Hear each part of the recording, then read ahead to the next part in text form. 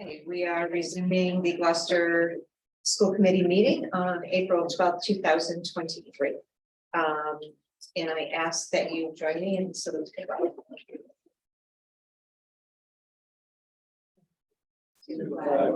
United States of America.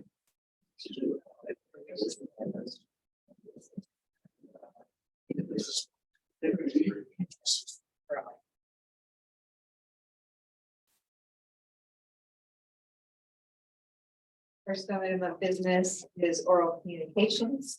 I am going to read part of the instructions. I know there's a new ruling from the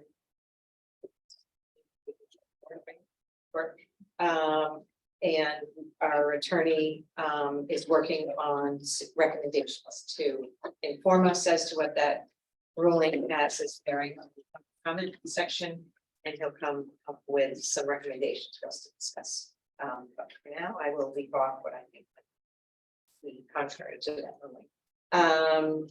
The public shall have the opportunity at every school committee meeting to be heard under oral communications. Oral communication shall allow any resident who has a request or complaint of any nature relative to the school committee business to appear before the school committee, state their problem without debate, and the matter may be referred to proper subcommittee. Person speaking under oral communication shall be limited to 3 minutes each and shall submit a copy of the prepared communication to a recording secretary. Is there anyone in attendance that would like to address the school committee?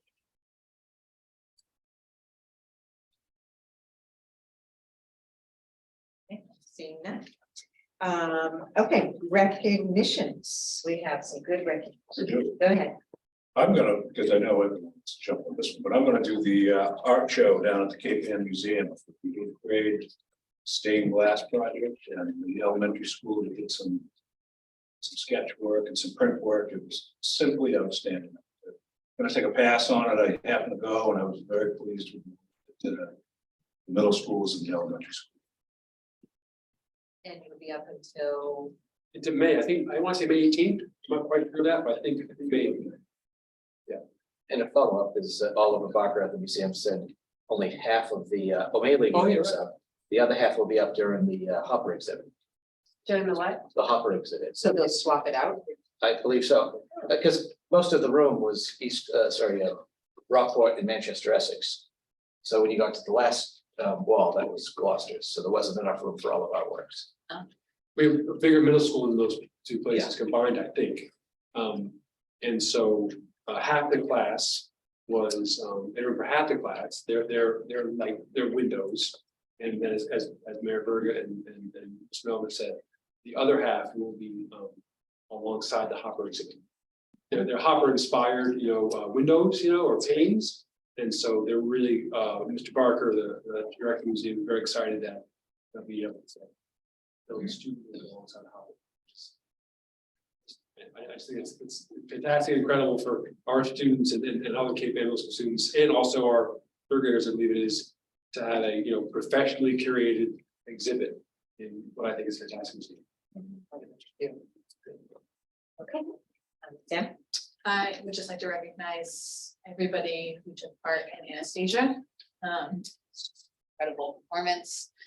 I enjoyed Saturday matinee with my kids. And I couldn't say enough about everyone who performed, but the senior class is just outstanding on so many levels. So kudos to them. Yeah, it's I just wish the public would know, would just, I know there's so much marketing. It was just outstanding. Yeah, just every piece of it. It was just so professionally done, but it's had a great time and talent and everything. It's just we need to hopefully have other, like some actors so come see the experience. Yeah. Because it was really quite impressive. Yeah. Good time to hear with these performances. Also in the program book, there was a listing of the upcoming performances. You might know about this, but upcoming performances for the chorus, the band, and things like that. So I'm going to make sure we have it put in our packet as well for next time. So we kind of keep having it on our radar as to where this, the band and the chorus have separate dates. They'll be performing at the Shaler Room in Rockport. And you can obviously remind us to in your report. No. Anything else? All right, we now have Ryan is here with us, and we are delighted that you're here in person. Thank you. We can't wait to hear what you have to tell us now. Thank you. So the engineering, manufacturing and design classes reached out to some local businesses to help them with marketing tools. And some of the local businesses were Orlando and Associates and the Cozy Crab Inn. And they made them these like cool wood fired, I think some are coasters and some are other like stickers and type stuff like that, but they were really cool. And it was just like getting GHS into the community more. We also have some of our juniors, Willow Berry, Leah Cunningham, Aurelia Harrison, Alicia Hogan Lopez, and April Smith, placed in the top 25% of the MathWorks math modeling competition, which is a 14-hour math and research challenge that assessed the future of electric bikes. And it consisted of 650 teams from both the US and the UK. Our school counseling department is hosting a field trip on Friday to North Shore Community College, and kids will be taking a placement test, touring, picking out classes for next year, and meeting with staff for support. There'll also be an Earth Month cleaning drive held by the GHS Health Center's Youth Advisory Council until the end of April. All the benefits, to benefit Second Glance, they are collecting clean, unsustained, gently used, sellable clothing, shoes, and handbags from GHS students and staff. And the money will go to the Open Door for hunger relief programs. The Open Door does a lot with the Youth Advisory Council or just the health center in general, and provides lunches and bagged food for kids in need. So that's like some way to benefit them. The district clinical staff wants to thank the school committee for the cookies and kind note on School Counselor Appreciation Day. Amy said, and I quote, "It came at the perfect time." They were doing some challenging stuff, and then you guys walked in with it, and they were just very relieved to have that and thankful. So they appreciated that. Ally Nicastro is looking forward. Mural project sponsored by the Gloucester 400 is finished and hung up in the main hallway. It's in the hallway, like right over there. If you hadn't seen it, it's really great. She did a good job on it. Senior Awareness Day is May 17th. On behalf of the senior class, we'd like to invite the school committee to come join us. The state police will be demonstrating some drunk driving practices and stuff like that. And there'll also be a cookout with Scola, which should be fun. When is that again? May 17th. It's like all day. They block off the parking lot. So that's really fun. I went last year. Student Council, Executive Board, and National Honor Society elections are coming up. Many students are very eager to participate. I think we've had more executive board submissions to run for an office in like years. Last year we only had 4 people, the year before we only had 3, and now like everybody wants to do it. So that's really good. We have an Italian class North End trip coming up on May 12th. It's all day after D block on a Friday. And the seniors are super excited because we didn't get a senior trip, or we didn't get to do a trip during our 4 years here. And so it's kind of like our like last trip. And we'll have Miss Memory and Miss Gallo and Mr. Basile, so that will be super fun. We've been decorating, the seniors have been decorating cap and gown, like worksheets kind of, with a cap, and it has your diploma on it. And it basically is just like where you're going to college and your name. And so those will be hung up by the senior countdown, which the senior countdown is at 28 days. So that's, yeah, 28 days left. Every day. I know, it's bittersweet. So that will be fun, exciting, sad, emotional, but out of the school. So that's. The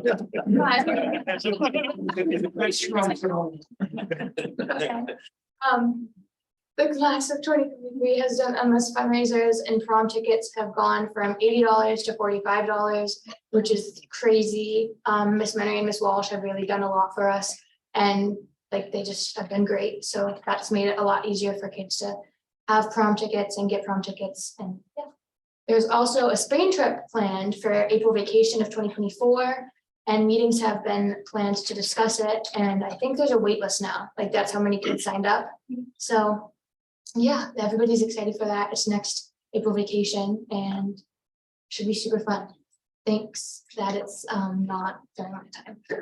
So other than that, that's all I have. Any questions? When does the 28 days start? That's today. That's the That's as of today. Wow. Thank you. Yeah, that's only school days though. So we have like, I think when we come back from April vacation, it's around 32 days altogether. You know that answer, I'm guessing, huh? What's the cookout about this? Oh, so, it's the senior awareness day. It's the state police will come and do some demonstrations on drunk driving and other things like that. You're gonna demonstrate drunk driving. I don't know. what they do. That's what I was They told to have the say. goggles. They wear.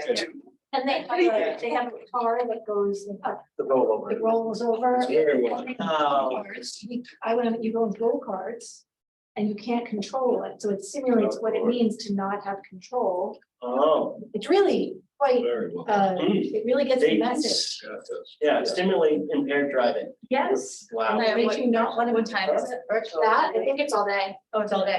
Yeah, I think it's different groups of students getting called down every like 2 hours. Oh, okay. Unless it's all the seniors this time, I think it is, Skull has been saying stuff like that. That we're like all doing it, and then there will be a cookout with like just like hamburgers and hot dogs, I think he said. So that should be super fun. Everyone's really looking forward to it. And on the note of cookout, the seniors' last day will have a big cookout at Stage 4. So. that'll be fun. It's worth mentioning that Officer Skull were trained under Andy Sausage. So. You know, please do. That's what you mentioned. He definitely Yes. knows what he's doing. So actually, that's 8 to 12, not the senior picnic, but the senior awareness day Okay, is 8 to 12. Yeah. So, thank you. Thank you. Coming. Well, I'll see you guys again. See you in a little bit. Okay. Thank you so much. Thank you. We just have one more. I know, but how do we get a text her? No, they're just gonna come up and then I'm gonna do a few updates, again, just some, what we've already done actually, and then, but then. They'll come back. Okay, We're good. sorry. Okay, next item of business is the consent agenda. Does anyone have any items they would like to read? I move that we approve the consent agenda. Second. Okay, roll call vote, Maria, please. Mr. Minio, Yes. Ms. Prince. Yeah. Mayor Verga, Yes. Ms. Watson, Yes. Ms. Weason. Yeah. Chairperson Clancy. Yes. And Mr. Bowman. Yes, It's even two. All right, next order is deliberations on education issues and superintendent's report. And Days for this, here, is here, that's- Oh, sorry, I gotta. Back in. do that. Okay.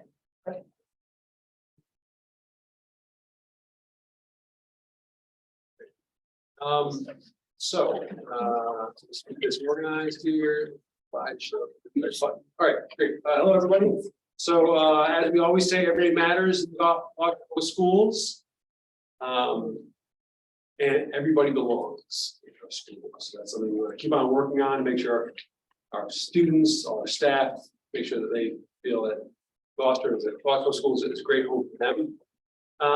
So I'll do some updates from around our schools, and then we'll have a partnership presentation from the Gloucester Education Foundation, which will include 4 or 5 of their student advisors.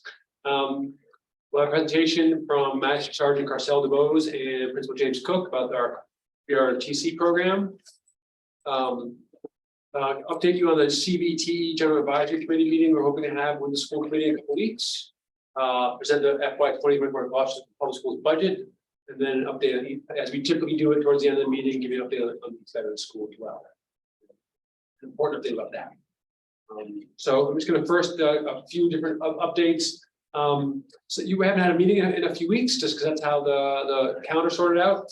So some of these happened a little while ago, but they're all since our last meeting. So 62 Gloucester High School students were inducted into the National Honor Society, the Sherman B. Bruce chapter of the National Honor Society, our local chapter, which is fantastic. They are taking the pledge. Tyler Reed received the scholarship award. Kyler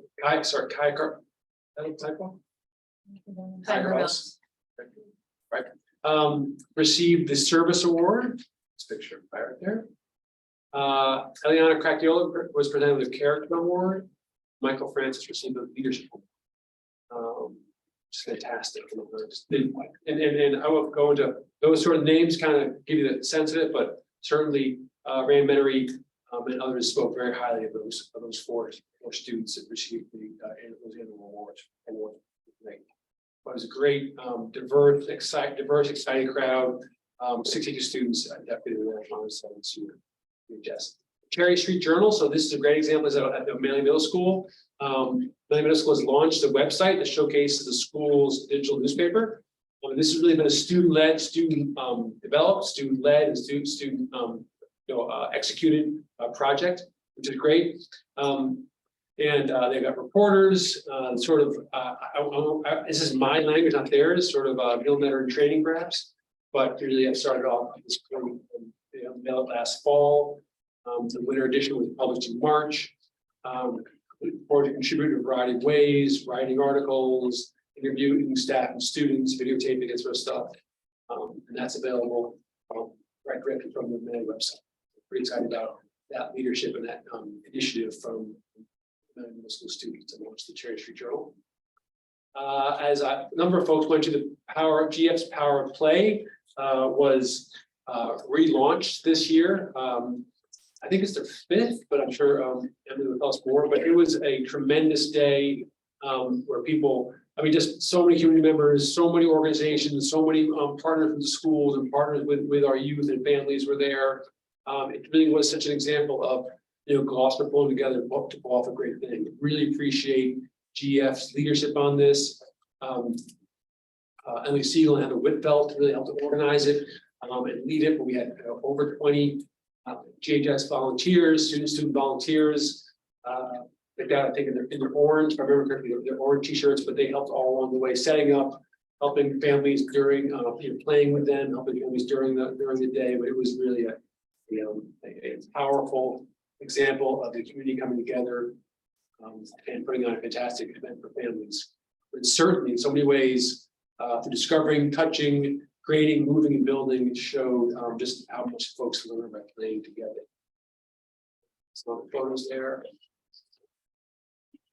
More photos. My favorite part was the building area where folks took, I think it was a gazillion cardboard boxes and just could build towers and stacks and towns and cities, and then of course topple them down. It's great fix. Just a lot of smiles from so many folks. Folks, I mentioned Anastasia, but I'll just show a couple of pictures here. These are from Marty Del Vecchio. You have really the 3 leads there: AJ Parcello playing Vlad, Emily Gossett playing Anya, and Elias Rue playing Dimitri. About 50 students were in the cast and crew, and just the singing, the performing, the acting, the sets. I don't notice these things like sets, but everyone, 3 people in my family all mentioned them, and just were really impressed with the sets and the technical details, but the performances were just great. Very strong senior and then also underclass folks as well coming up, and it was just great, wonderful performance. Some more pictures. There's Emily Gossam again, sings one of her many solos on the right.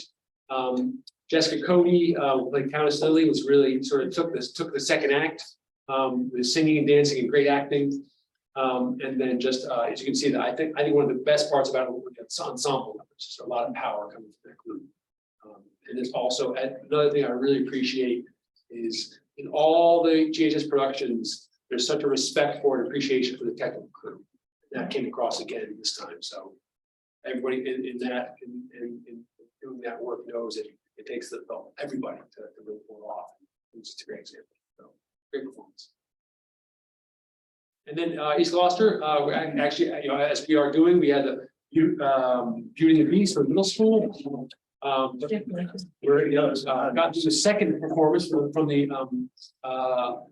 elementary schools, all supported by the Gloucester Education Foundation. The 5th graders at East Gloucester performed Peter Pan, which I had to get a little refresher on the storyline there. Pasquarello, she helped me out, but I eventually got with it. And it was great. Also very fun, great performance, great costumes from the East Gloucester crew, and it's always great directing mind how you do. And the last performance. And the last performance in East Gloucester School, exactly right, exactly right. Some scenes from there. This is just some photos from the Cape Ann Museum, which we were just talking about. And as I'll show you, it is curated and presented like a, you know, like a professional museum exhibit. I love this quote from Joey from Innovation Middle School. I think I can read it. Oh, I drew the view from O'Malley across the marsh because I feel like this view is iconic to all the students at O'Malley.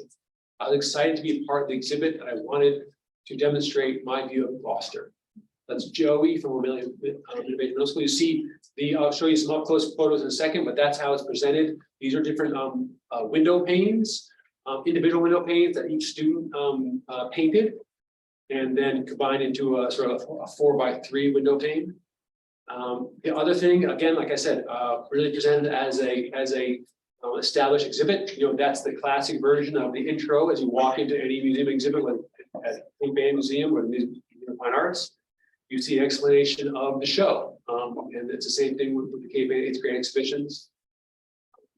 And then here's an up close version. Yes, that's sorry, that's the same photo done twice. Sorry about that. But you can see, didn't realize that. Let's make it a slide. But you can see how you'll recognize some of the places and being in Gloucester. This is one of the panes for the middle students. So we have 12 students work here. But you see the Boulevard, a lighthouse. You see you see what I think what it could be, or it certainly looks like one of the Hopper houses, and just a bunch of familiar sites, and also just some letters just from a student's window. So great stuff. All right, that's my updates for right now. I want to invite over. If you want there to get the Allie, or you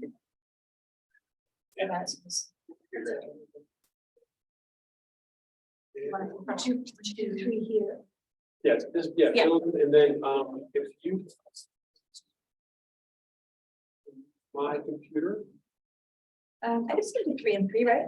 Because I have mine, or might you one of yours? Will you log in and I have, you do 3. I have a presenter invite. I can give up. So do 1, 2, 3.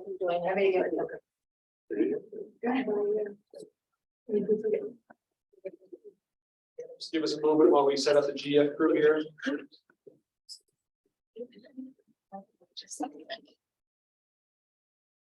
For those in attendance, the next item is partner presentation. Committee loves to hear from people that work with Gloucester schools on a regular basis. And tonight we have the Gloucester Education Foundation and Executive Director Melanie Siegel, and she will introduce her co-presenters when she is ready.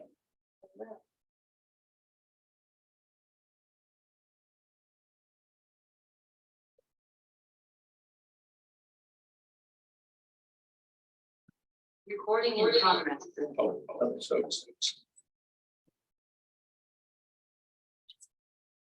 You good? If not, okay, remind me, is it better to present to, do you want me talking to you all or to the computer? I forget, to you all. Okay, great. And Maria, is it possible to pull our slides up? Thank you. So good evening, everyone. I'm Emily Siegel, the Executive Director at the Gloucester Ed Foundation. It's so nice to see you all again, and thank you for this generous invitation to provide an update, and especially thank you for the generosity of allowing me to bring all 5 of our student advisors. I was told to bring 1, but I brought all of them. So I will, should I want to each just share your name and your grade here at GHS, starting with Jen? My name is Trinity O'Leary and I am a senior. I'm Alina Castro and I'm a senior. I'm Hannah Olson and I am a sophomore. I'm Emily Siegel and I'm old. I'm Kai Gravelis and I'm a senior. I'm Tyler Reed and I'm a senior. So I'm going to do an overview and then these guys will talk a bit, but I just want to share that these 5 have worked with GEF now for over a year. We had 24 students at GHS nominated by teachers to become a GEF student advisor last year. We had, I believe, 14 apply. We interviewed 10. We chose 6. We had 1 drop after the first term, and these guys are now ending their 3rd term with us. So they have gone deep and they have been tremendous. And I'm so glad they're here. Oh, I don't move my slides.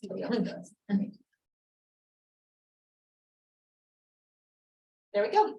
So you are all well acquainted with our mission and vision, but just to get up in front of us, GEF drives innovation, encourages creativity, expands student opportunities, and empowers educators to improve teaching and learning in the Gloucester Public Schools. And our vision is that students in GPS are engaged in and enthusiastic about their education, prepared to reach their fullest potential, and dedicated to community engagement. So since our founding in 2005, we've raised over $9 million, and I'm so excited. I soon get to update that to $9.5 million.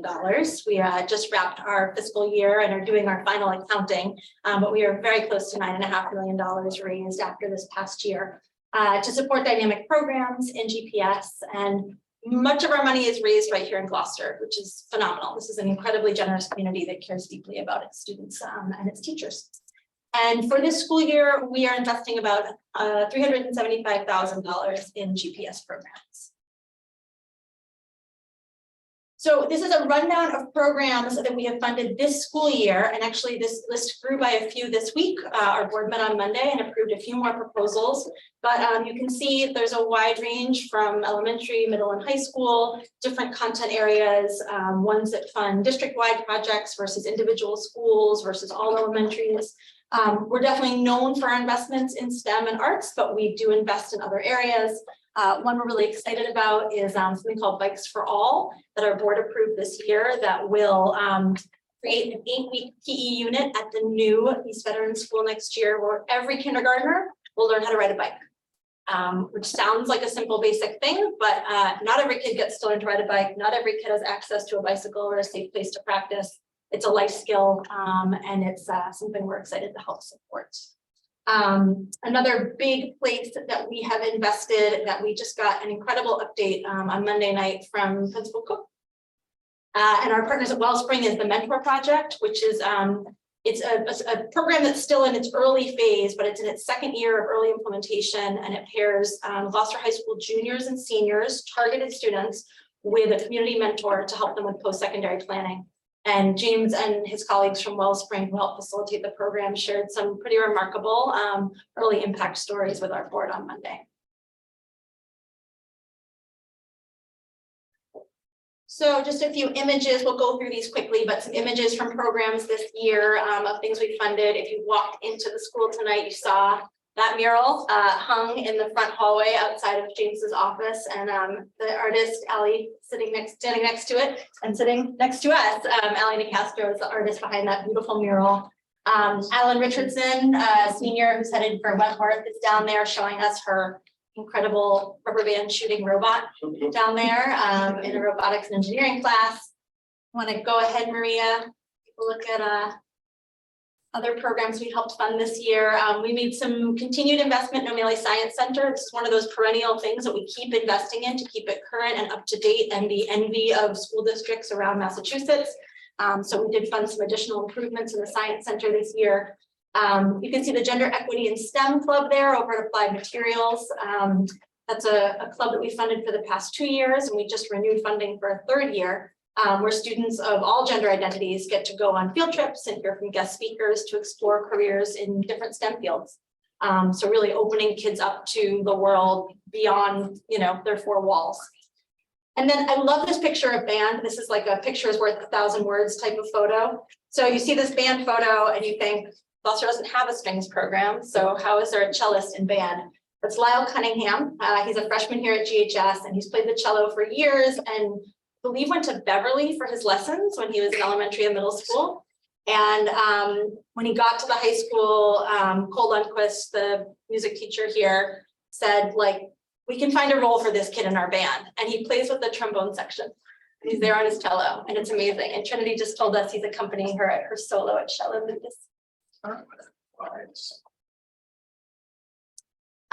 Lastly, just elementary theater. I know Ben just mentioned the East Gloucester play, and this photo is from there. This is the first year in many that all 5 of the elementary schools are doing a spring musical, which is great. And Beeman and Vets are working with Gloucester Stage to put theirs on, and are actually going to be performing at Gloucester Stage in May to do those. You can see from O'Malley Academy down there. And just lower right, we've invested quite a bit in the vocational programs here at GHS over the past number of years.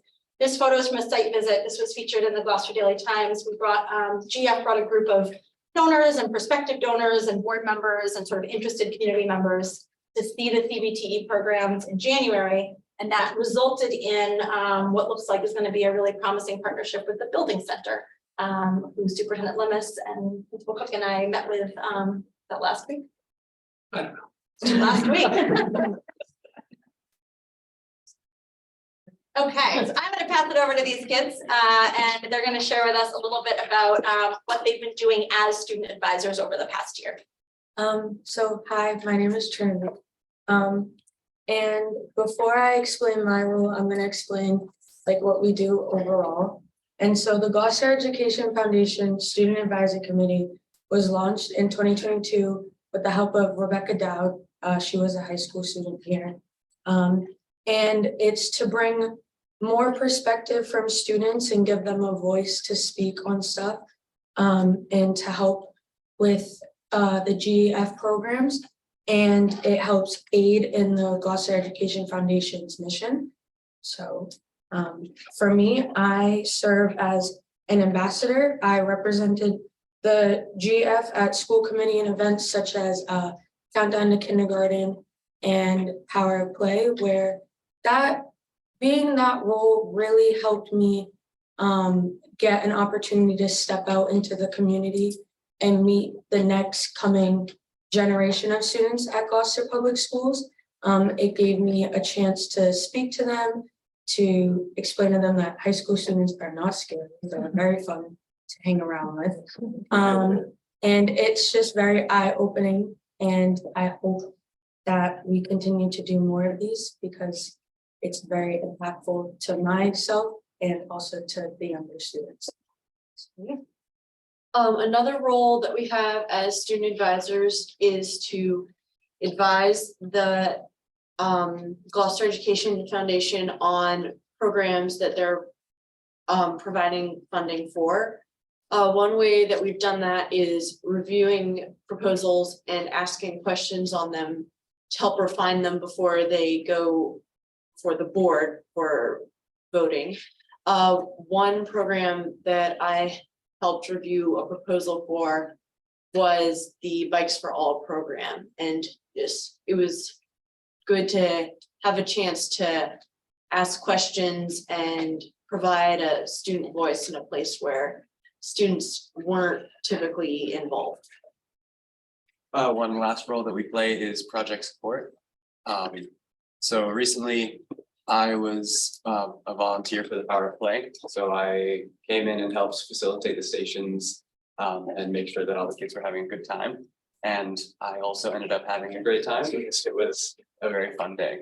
And more recently, I played a part in the auditorium feasibility study. So a group of architects came in and we talked in the auditorium about our wants and needs. And like Hannah was saying, it's a great opportunity to kind of play a part in discussions that were usually dominated just by adults. Because being here for 4 years, I feel like I do have a lot of things to say and things that would be valuable. Sitting in the auditorium, just being able to point out like, hey, that's the dent in the floor that we couldn't roll some set pieces over during the show. It was just a great opportunity to be there, and I think it's valuable for those meetings to be part of the discussions.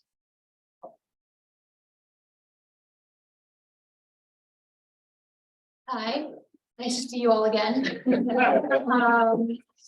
So I played a role of a student leader, captain, volunteer thing at the Power of Play on March 26th. And I was really happy to see how successful it was. As you can see up there, we had over 1,000 participants from like mostly Gloucester, I want to say.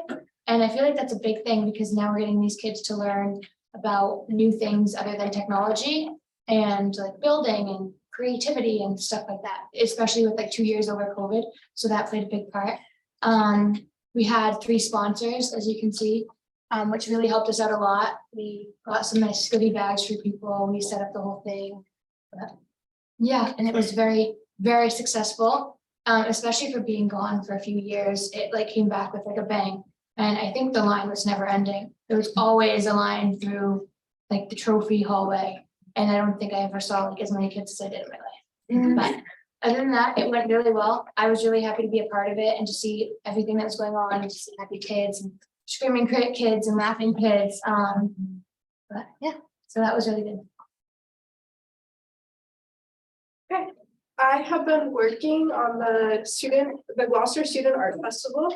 And this year we're adding a lot of new things to the festival, and we're trying to get more older kids to the festival. So what we have added is a opening night show the night before for senior artists, which is a good way to congratulate the graduating students.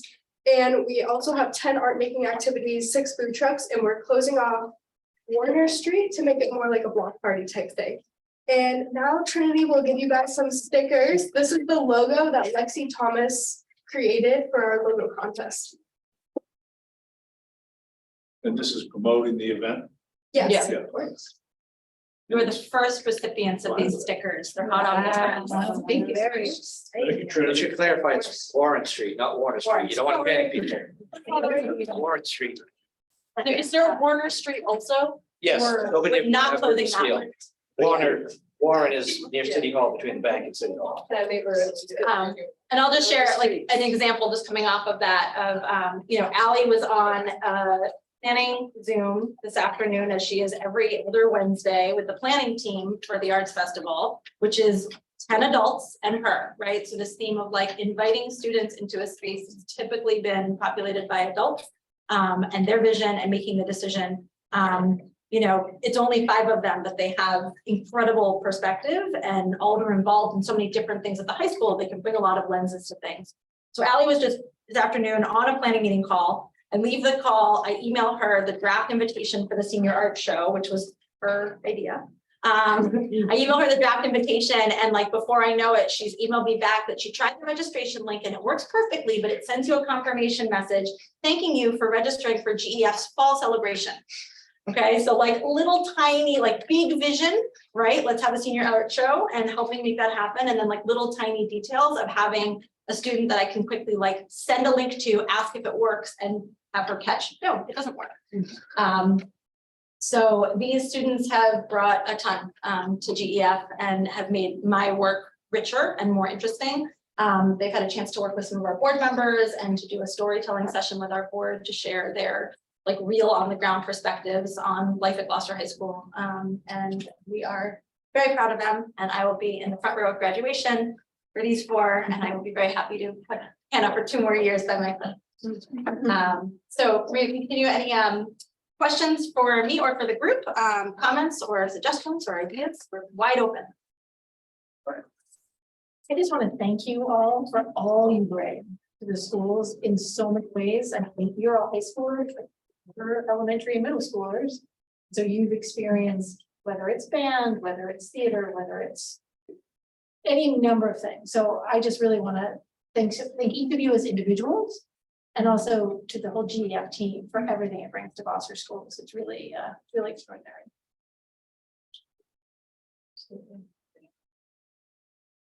Yeah, this is like, I'm so impressed, like, you know, Gloucester public school systems seem to have like such like broad support from such a great group, and it's makes our school system so much better.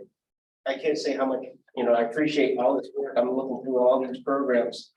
But something I'm wondering though is like, how do you find out about this? Say I'm a student or I'm a parent. How do I find out how to get my kids involved with this kind of, you know, something I'm interested, say, that I see on your website, you know, awareness kind of thing. Yeah, I mean, all of our investments go through the school district. Mhm. So they're very much integrated into the school, not anything separate from them. So, you know, all the programs that we've been talking about are things that teachers and administrators and school support staff are constantly promoting and sharing. And some of them are things that every student just does as part of their school day. Mhm. And some of them are like O'Malley Academy, it's like an opt-in or band, right? It's something that you opt into.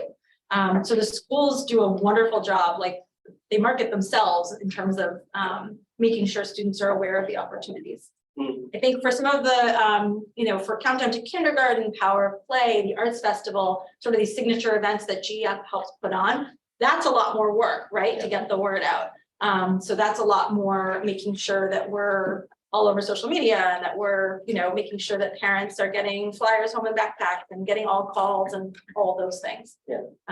And Meg Gaffney at the school district has been a great help in that, about being kind of amplifying things across the board, but amplifying things that GF is doing as well.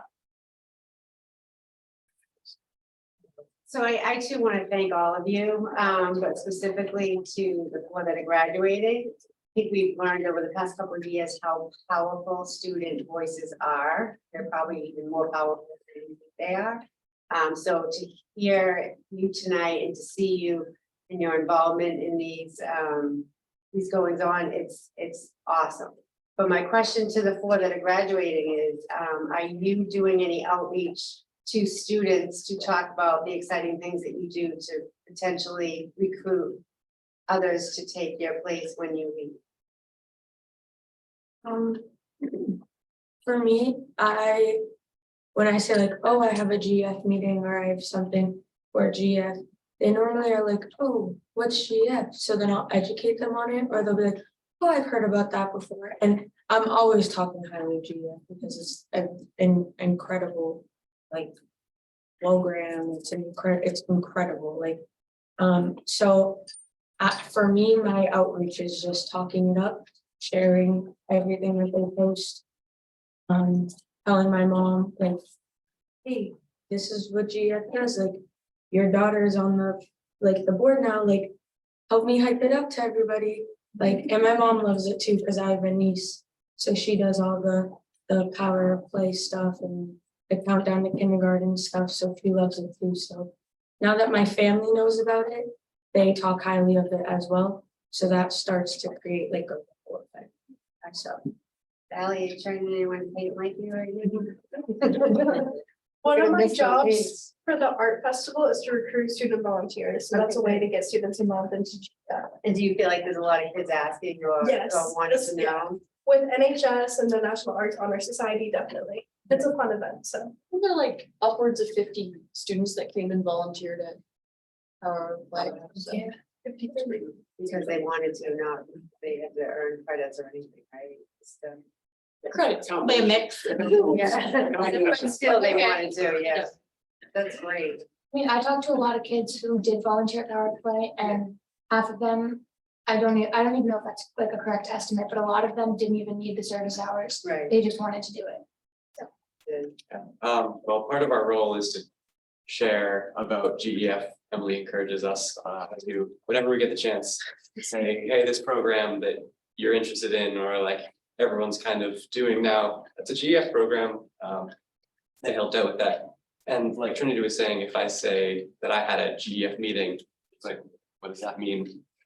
Isn't that like an adult thing, or like a teacher? Like teachers reach out and get grants, it's a completely teacher thing. Like, no, it doesn't have to be.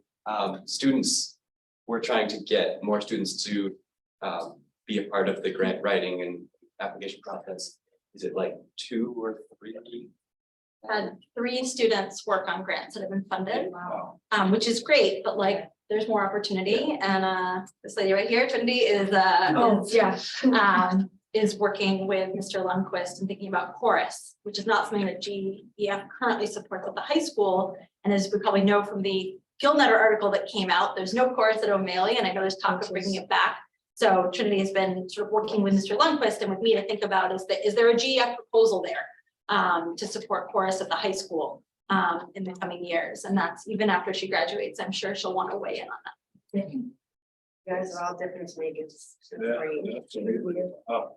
And I just wanted to acknowledge that you seem to be involved with so many things. I don't know how you have time for all the things you do. I can't even imagine how many practices you had for the play. I just can't even fathom how you fit it all in.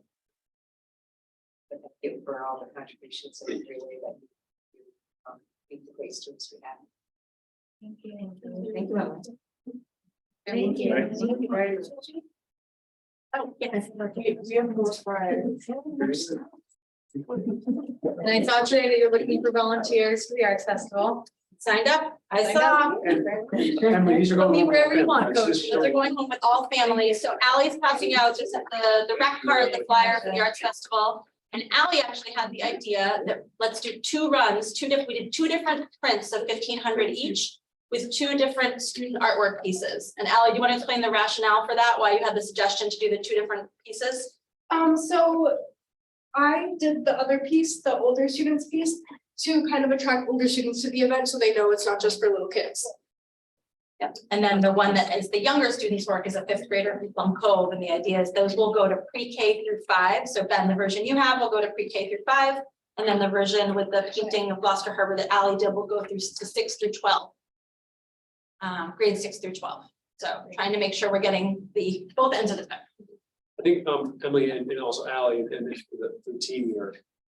It's a great example, which Emily has just mentioned many times about your work and your influence, and that not only are you asking the best questions about grants, but also giving the best ideas, but really, giving ideas that really change the way you're doing work and really make things much better. And that's from the team of 5. Whose idea with food trucks? Food trucks have been an idea for years. Great idea. That people are like, why aren't there food trucks? The teachers really advocated to do more of like a block party format, which has a lot of complications. The mayor and his team have been wonderful in permitting that. One of the complications like that we're just dealing with right now is that there's never been a rain date for the Arts Festival. And now there's a rain date, but Sunday the 14th is Mother's Day. So the rain date is the next Saturday, May 20th. But the week in between May 13th and May 20th is when a lot of schools have their art shows, right? So like just playing around with like, what are the additional logistical complications that come from as simple a thing as closing the street and having food trucks, but we're making it happen.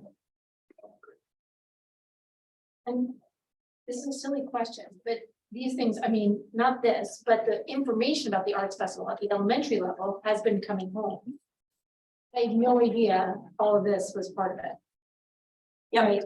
I mean, that's just amazing. I don't know, we've been, as a parent, we've been hearing about singing and other things, but this is just much larger.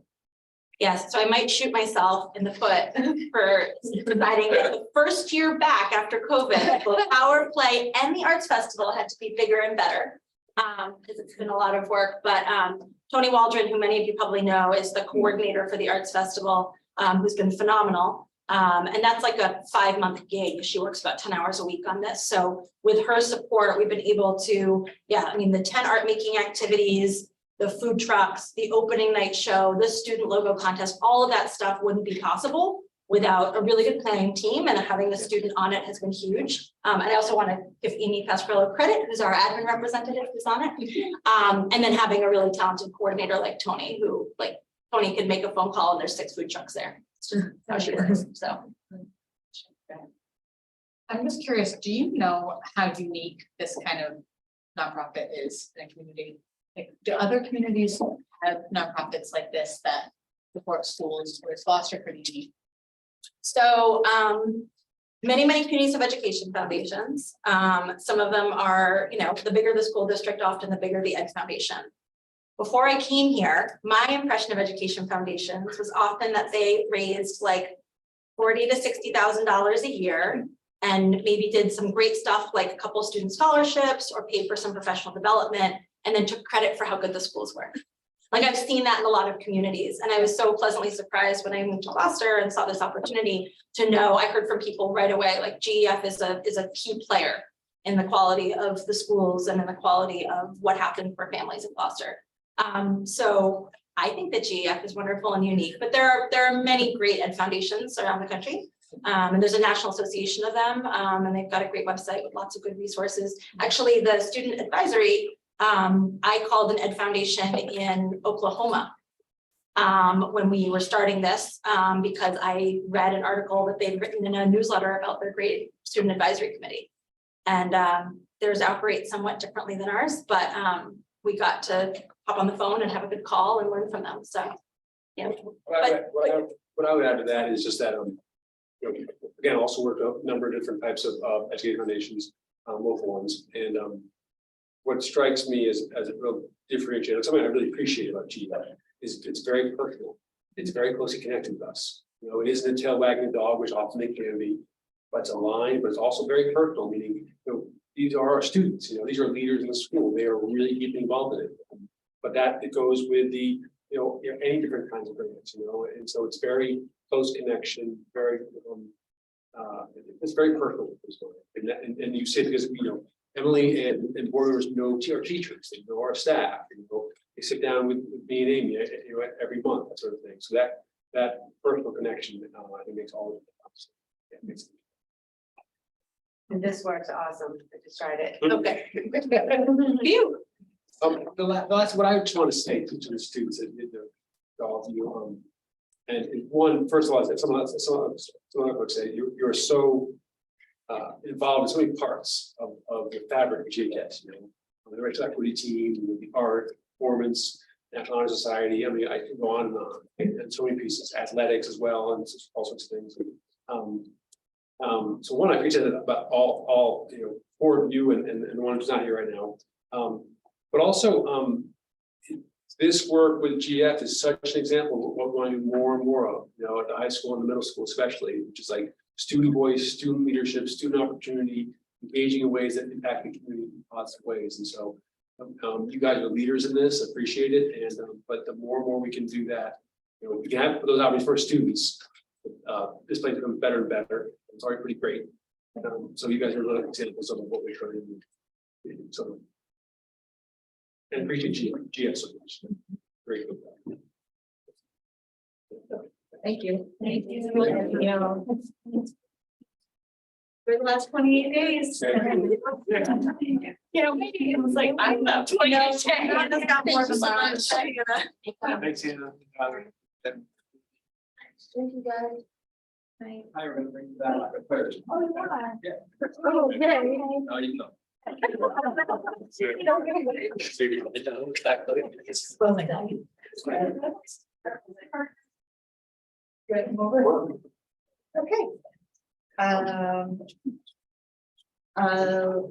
I assume you want to go, Jared. Yeah, yes, yeah, great, yeah. We will take that item. For the budget. Oh, I can. I get on. You get on.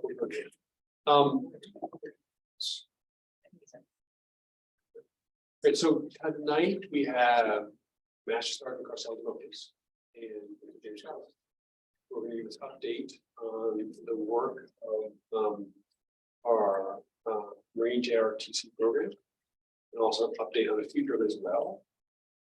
While James begins, I'm going to pull up the presentation. It's just.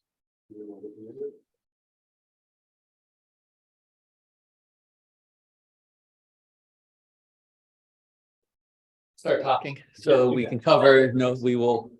You should turn off. Got it. You can know volume.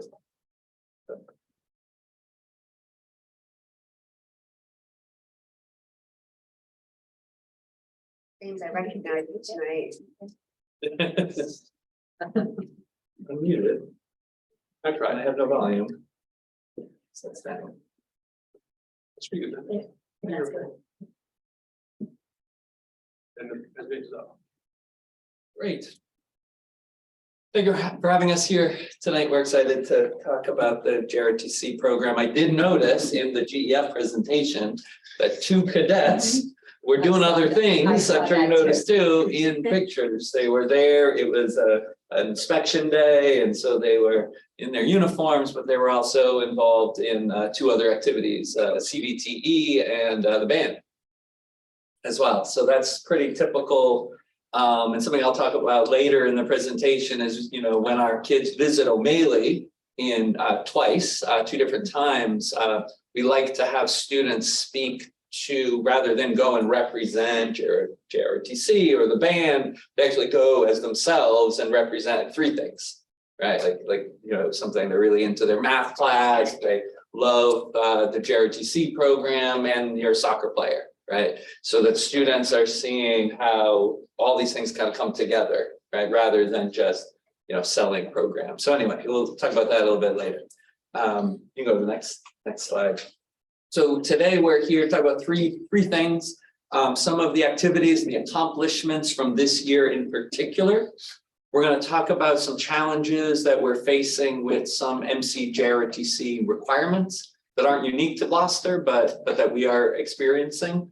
And then my sergeant and myself working closely with Ben to really get very closely, and then connected with the JROTC folks, have come up with 2 plans to overcome these challenges that pretty much cover every possibility, so that we will continue to have JROTC at Gloucester one way or another. And I'll explain that as we go. So I'm going to hand things over to Master Sergeant Carcel DeBose to talk a little bit about, he's going to talk about the typical day, right? The stuff that happens during the school day. And then he's also going to go on to talk about what happens after school and some of this more specialized programming that we have. Thank you, James. Good evening. As you can see from the PowerPoint presentation, Title 10 has an objective and purpose of the program. But overall, we get students / cadets in the program. Our job is to make them a better version of themselves that we can possibly do. But more importantly, the program prepares young kids for leadership roles after high school, while also making them aware of their rights, responsibilities, and privileges as American citizens. So typically, our week, our operational tempo looks like this. I'll kind of break that down day by day so that you get a better understanding of the ebb and flow internally and externally to the program. Mondays and Fridays, we begin and start our week with physical fitness. As the cadets like to say, one's a fun PT day, physical training day, where some type of ball is involved, volleyball, dodgeball, whatever. And then that other physical fitness day, at the end of the week, we kind of whip it on, where we're either running or doing calisthenics or something of that nature. So those are our Mondays. And Fridays, the kids are required to change over into their JROTC issued physical fitness attire, so that they're wearing clothing that is conducive to whatever it is that we're about to do. Tuesdays are curriculum days, where we have an interactive system that allows our cadets to take part in a PowerPoint presentation via their laptops. The Marine Corps gave us clickers, but it's just easier for them to use their laptops, log onto a website. And then every third slide, there's a few questions that asks a question about something that we just covered 2 slides ago, and they can interact from their laptops. So the topics of the curriculum can range from systems of government, be it political or economical, to first aid, to objectives of leadership. So there's a wide variety of content that we cover. Wednesdays are our drill and ceremony days. We go down and we practice the marching stuff that you see us out there doing every now and again, to include the presentation of our colors, color guard. So we have to teach that stuff as well. Thursdays are our uniform inspection days. Kids will put the uniform on. They will be graded on their ability to care for it, to wear it, and its serviceability, so to speak. Other cadets that are upperclassmen that have been in the program 2 years, 3 years, this is the opportunity for them to take on the role of the leader, because they're the ones that are conducting the inspection, below adult supervision from myself and or the instructor. Fridays, like I said, that's the other physical fitness day. And we had a fun day on Monday, and Friday is gonna wrap up with the more intense, so to speak, physical fitness. The grades with regards to the fitness, it's all about the effort put forward. It's not about how many, how many push-ups, pull-ups, or any of that stuff, how fast you're going. It's not about that at all. It's about putting forth the effort.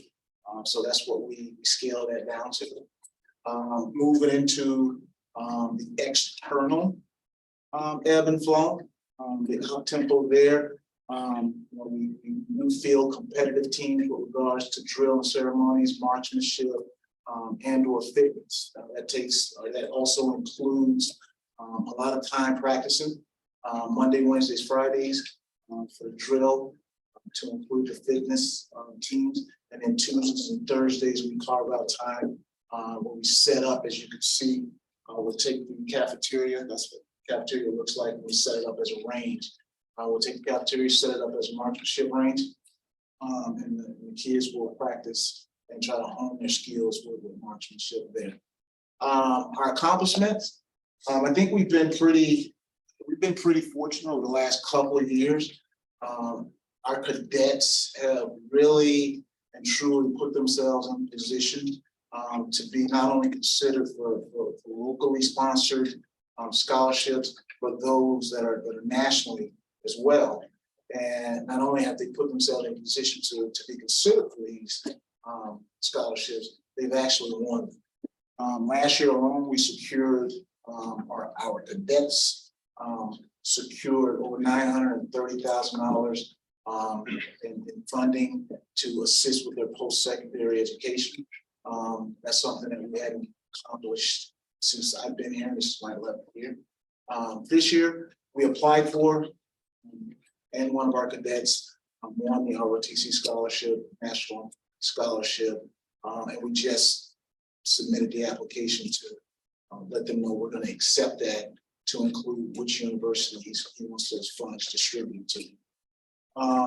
We have other cadets that will be attending the National Youth Leadership Forum that's in Washington, DC over the summer. This is kind of a forum, so to speak. It's not a military sponsored camp, but it's a camp that helps prepare students who are interested in national defense, security, and or the diplomatic corps, so to speak.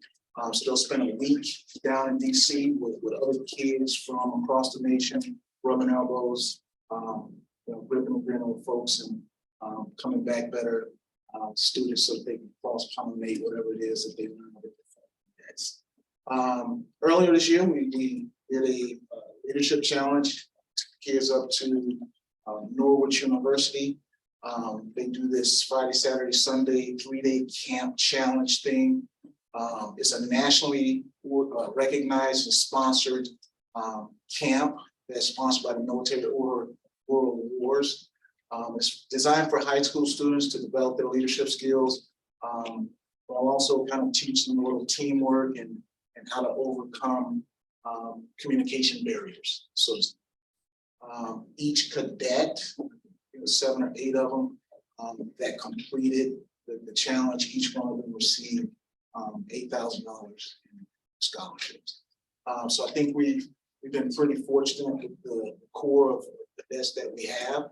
And it's kind of good to see that the fruits of their labor is yielding, see it tangibly. So we got guest speakers come in, kind of like this one. I'm sorry, Charlie. Let's catch up. Oh, what had happened? There we go. So typically,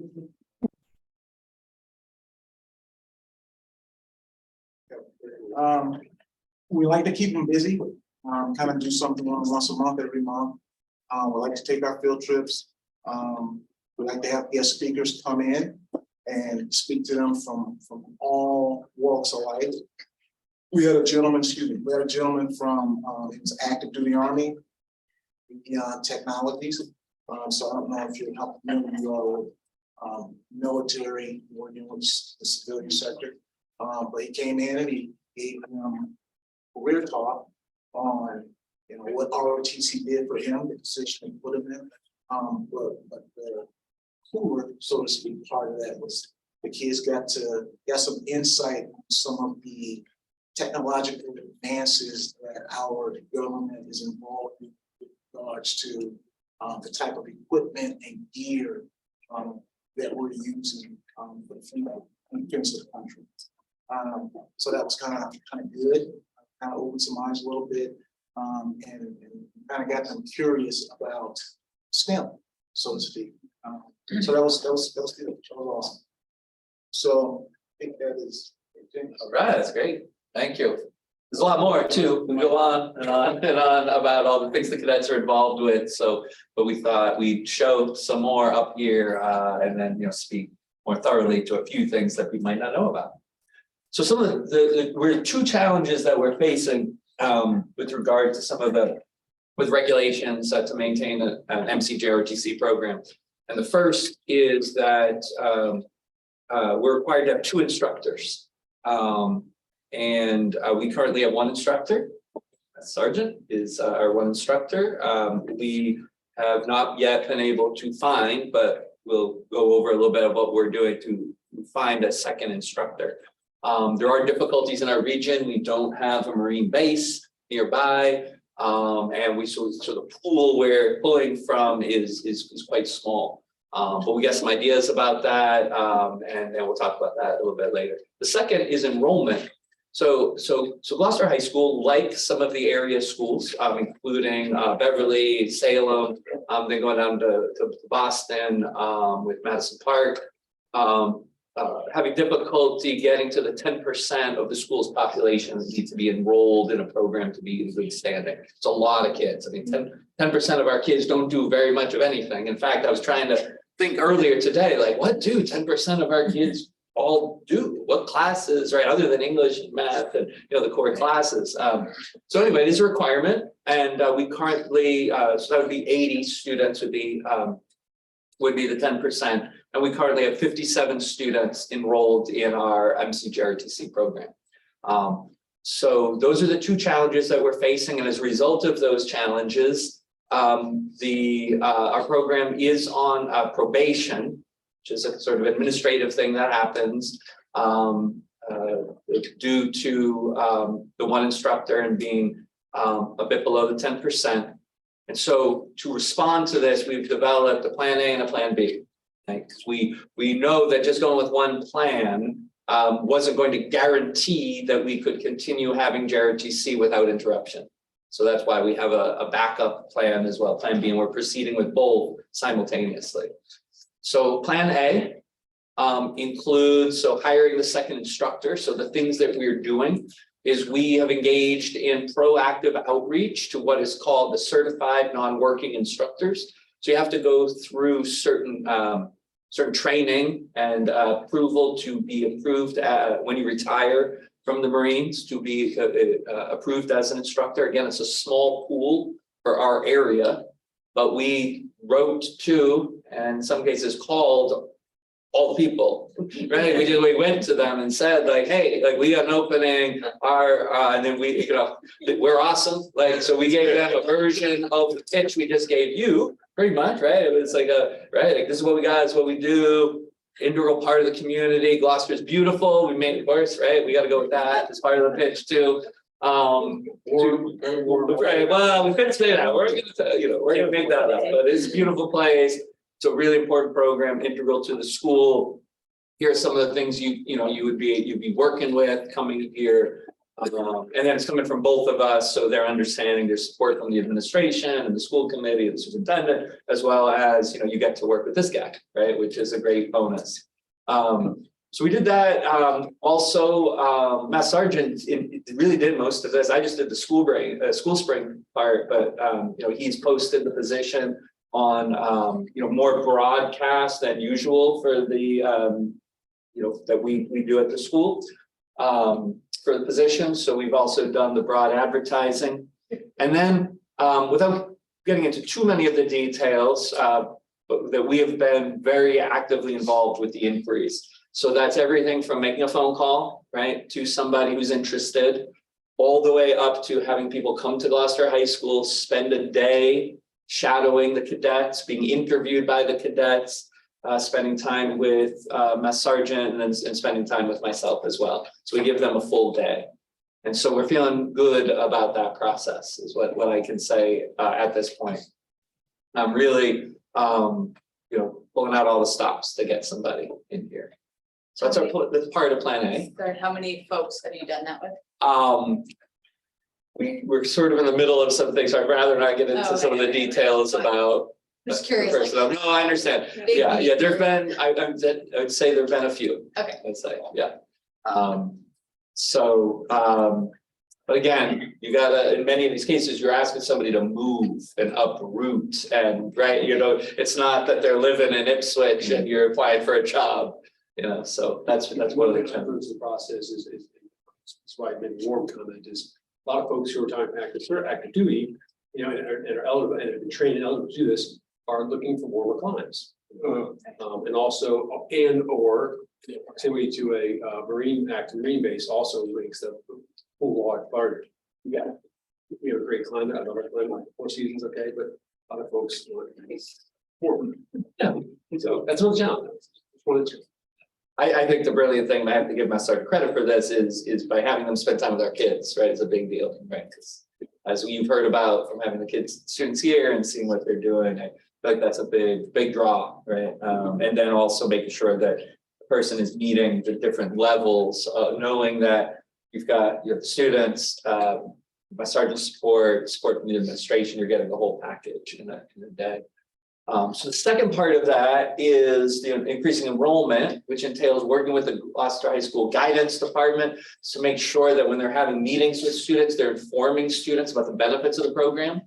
So folks may remember or may not from the policy discussions that students get credit for health and they get credit for PE by participating in the JRTC program because they're getting those elements mixed in, as you saw in the Monday, Tuesday, Wednesday, Thursday, Friday, as they go through. So it can sort of like open up the kids' schedule, right? Students may not know about the leadership opportunities that you just heard about, for example, or the STEM opportunities that come from the MC-JRTC program. Like they may not be thinking of those things. So it's important that our counselors are having those conversations about what some of the benefits will be. And then it's also a matter of, working with the counselors, on making sure that we're prioritizing placing students in the program, because that scheduling is really challenging. If we want to make sure, the students are in difficult things like an AP class, like band, like, make sure they get into the JRTC program. Those things have to be prioritized in order to make sure they happen. The scheduling's tough.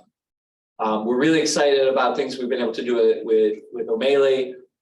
So our kids have already been, and we do this pretty much every year. I mean, COVID messed up everything, but we still figured out other way. But we do the fall demonstration and presentation.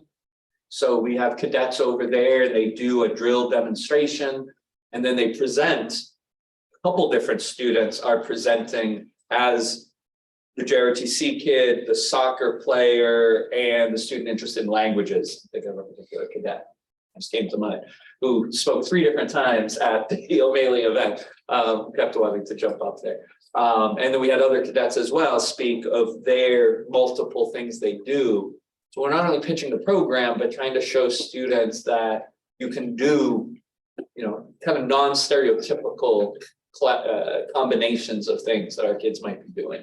So they can then see themselves in the JRTC program and in another, in a CVTE class, even if they don't match what their idea of a cadet is or a vocational student is. We just had a spring event that we had students go over and present to O'Malley students, and then coming up, I just found about today, is a visit where my sergeant will be running some PE activities in PE classes at O'Malley. So students get a chance to experience what it's like to do some of these things.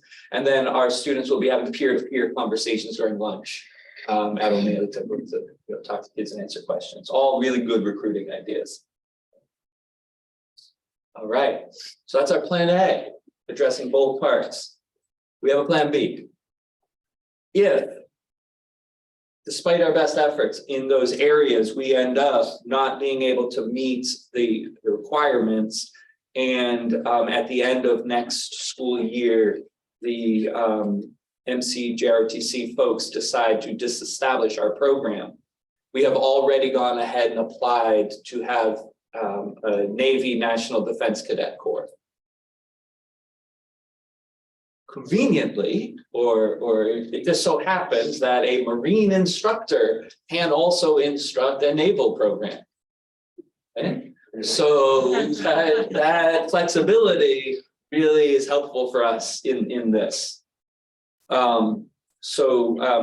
would, if we were to endeavor to go into Plan B, if that's what we need to do, because the program is disestablished, or if the program is in jeopardy, then we would spend 2 years as an NNDCC program. It's a Navy National Defense Cadet Corps program, and then we would be eligible to become a full NJRTC program in year 3. A full what? NJRTC program, so a Navy JRTC program. Some of the advantages to some of the good things is it would maintain the continuity around the citizenship, leadership, personal growth, and responsibility that our cadets currently do. But the Navy has a bit more of a STEM focus in their curriculum. Also it would expand our instructor candidate pool, because folks, retired Navy, Marine, and Coast Guard folks are eligible to be certified. So we obviously have the Coast Guard connection locally, as well as more of a presence of Navy to augment the Marine pool that we would have. So those are some of the things that would be potentially beneficial if this ends up being what we need to do. So we've already applied. We're already in communication with folks, so we're doing the right things in both tracks. They're both aware of each other, so we're not playing games with trying to do this and they don't know we're doing that. We are able to apply and maintain the Marine program. Thank you, Ben, for your help with that, having those conversations. Again, our goal is at the end, we're confident that we're going to have a JRTC program at the high school despite the challenges, so that we can continue to do all of those things that you saw at the beginning of the presentation. Just a quick one. So the Navy doesn't require the same 10% and 2 instructors? So, do you wanna? So when you are, so that the NNDCC program, that is kind of it's the same as an ROTC program.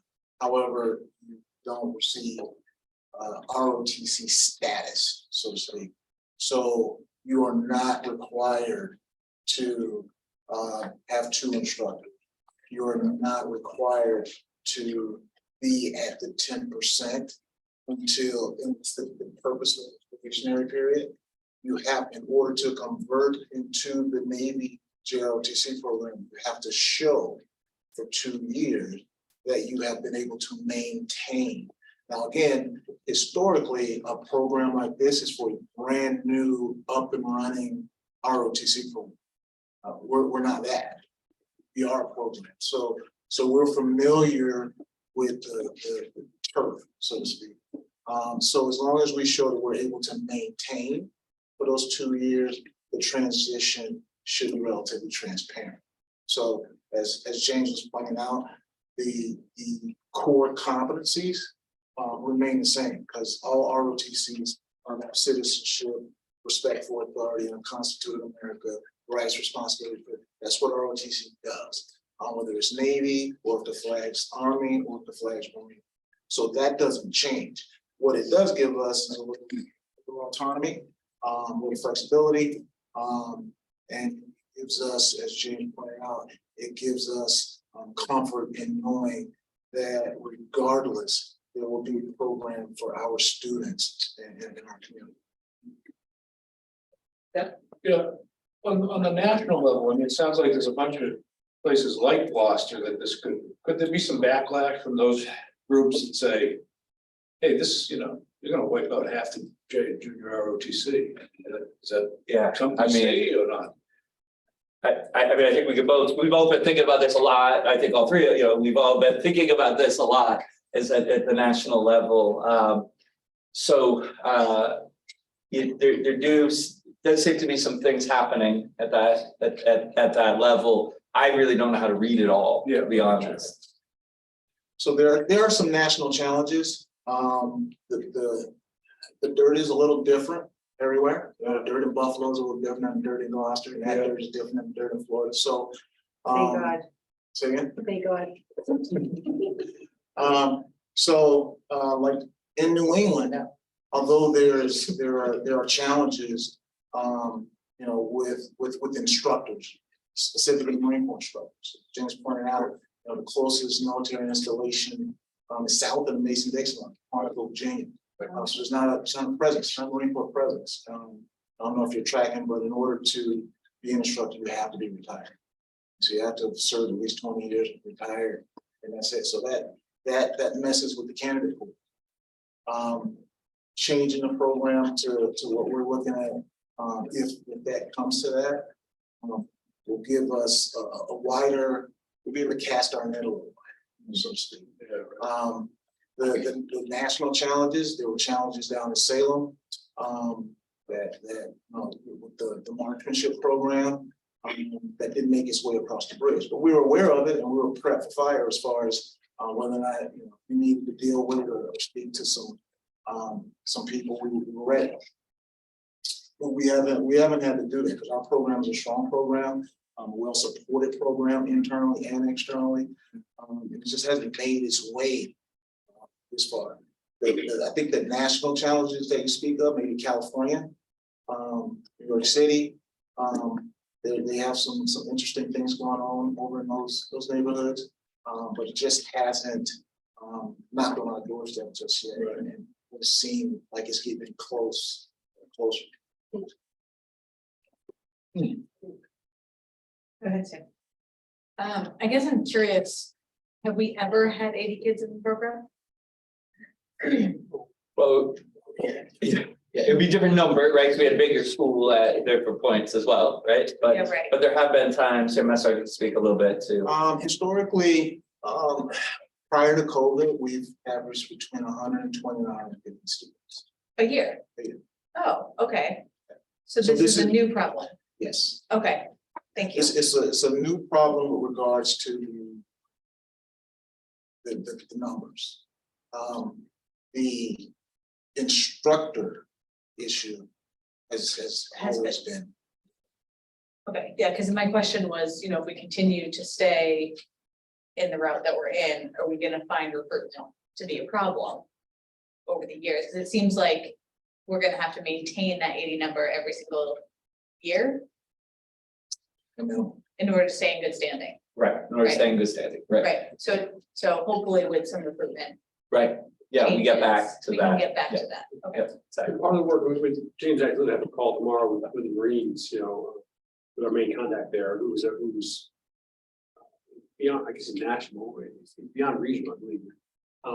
And we've talked at different times, and one of the questions we'll have for him is, if we're able to get the second instructor, we still feel we need a ramp, some time to get to 10%. Right. And what flexibility will they provide us to do that? We can talk about, as we shared tonight, all the different efforts we're making on recruitment. But that's not a guarantee, but something we're really committed to. And so, but that's we work. They've been we've worked very well together with them, also with the Navy program. We've had them, as James said, had them in touch with each other, so they know what's going on. But so we use that level of well. Awesome. A couple of questions. So, my brother graduated from Gloucester High many years ago. I believe he's in the ROTC and then went to graduated West Point. So I'm here in Marines, but Army isn't able to work with JROTC. That I hear Marines and Navy. Is it just limited to those two branches of the military? It is not. So the program was an Army program initially. Army pulled out and the Marine Corps came and sponsored it. Okay. I thought he was in it with Army. It was. Okay. So it was an Army program. Marine Corps started to sponsor it in 1996 instead of Marine Corps program. Okay. So. But in terms of the compatibility of instructors, yes, that is as Carcel has mentioned to me many times, so a Marine, a Coast Guard, right, retired or retired from the Navy can be Navy JROTC instructors. However, it doesn't work the other way. Only Marines can be Marine instructors. And those, so though that's why we're talking the naval program. Okay. It's- I was it trying to has backup. understand Yep. what the hierarchy Exactly, is. yeah, and it was great to bring up I like that you did that, 'cause anybody listening or whatever might also be wondering about that, the past program, so thank you for asking about that. And when you say 10% of the student population, is it the total population, or are you able to distinguish certain parts of the population that may not? It's May the not- total might be population, excluded, yes, okay, so if we were a total. bigger school, we could get to 100. And they allow 100 Okay, if, right, if you have 1,400, you don't need 140, you can get to 100, but I didn't want to kind of bring that up to Monday Watch, because that doesn't affect us. okay. Right, And if there is a program close by, are we able to bring students in from other schools to say that they're in our ROTC program if we needed to combine, like Manchester Essex does with, with It's like a sport? yeah. I think- Or if there's kids in Rockport that Right. might want to have Yeah. access to it, are we able to? I think the challenge there is about coming in during the school day as opposed to where we partner. Right, well, that's what I was gonna ask, Yeah. how much of the school day is used versus after school? Yeah, this it's a program? block a day. The students have a block in their schedule every day. You saw the Monday through Friday. Yeah, So that would be the challenge with that, would be getting students here. And I don't know if has that come up anywhere? It's been tabled. Okay. Hamilton, Wenham, Oh. Rockport, transportation. Yeah. and great idea about getting the eighth graders and Yeah, having them yeah. be involved for a day, it's kind of like the exploratory program. Right, for yes, that's right. CTV, right? Yeah. So, is this the first year we're doing that? No, we've done done it it before, before? yeah. How many times do you think? Yeah, prior to COVID? Twice before COVID. It was one of the many things that got impeded. Where we, you go over and with some cadets and run So we haven't done it during COVID, so maybe that's probably I- the lapse here, I right? So think that's part of it. Yep. maybe next Yep. year, if we're out and about in the school. Yeah, no, I'm really confident about getting the numbers up. Like I feel like that we could really do. And we know we have some challenges. I mean, students are a little bit different after COVID as well. And there are aspects of the JRTC program that might not be as appealing to some students, but the more they know about it, the more they live the experience of the program, we feel more, confident that they'll like it. So I read that board out there almost every time I come here for a meeting. I don't see anything about JROTC on the board outside of the library there. Oh, I'll tell, we should get more, we gotta talk more. Yeah, I mean, one thing I learned at the other school committee I was on, if you do a lot of visuals in the school with posters and things like Yeah. that, you'd be surprised. They have a whole board down in the science wing. If they it takes up almost a whole wall down there, but I like the idea throughout of the library is a good place Yeah. that where people come and go and we could get a presence right here outside here. I mean, we're just so well known for this program. It's always Agreed, been yeah. so awesome and Yeah, great and recognized. I just wouldn't want to see. exactly. And that's what the plan's all about, like making sure that regardless of which thing needs to happen, we will have JRTCs. And it would be interesting if we reached out to the police department to find out any contacts there, because we have a lot of military in our police department, even just in Gloucester. Who may know people that, there's a lot retiring now. My age group is the one that's starting to think about retiring. Right. So there's a lot of potential Yeah. there for retired And military. there is a process for folks, and Matt Sargent has talked to some folks who aren't yet certified, right? Who might, but and that's part of the broadcast approach, right? And then, and he has explained to some folks how to go down that route, right? And then they're like deciding whether or not they would wanna do the Is it a certification. lot of work to become certified? As Mr. Melvin brought up, there's been some national Yeah. issues, which has created, there's the second, third order effects that's caused. The most important is that now, so when we're on active duty, we get security clearances, which is secret, top secret. So that's a huge extensive background check. So now every instructor has to do that background check, so I had to do another one a few months ago. So it's about a 6-month process. So if you're not planning, if we believe that it'll be a process where, it's a month or so. We might have patients to sit around and wait half a year for a clearance to come back. To be instructed, and they just move on to, DoD contract work or something like that. I was just wondering about the Melee thing, Project Adventure is thing in the Melee. I was just wondering if there's like more visibility, like she was saying, if like you did some kind of demonstration at the middle school level. Or the other thing I was wondering about was, is this open to all grade levels in the high school? Yes. It is, yeah, so yeah, incoming freshmen. Yeah, I mean, I'm just thinking about visibility and maybe if there's like some kind of demonstration just to inspire.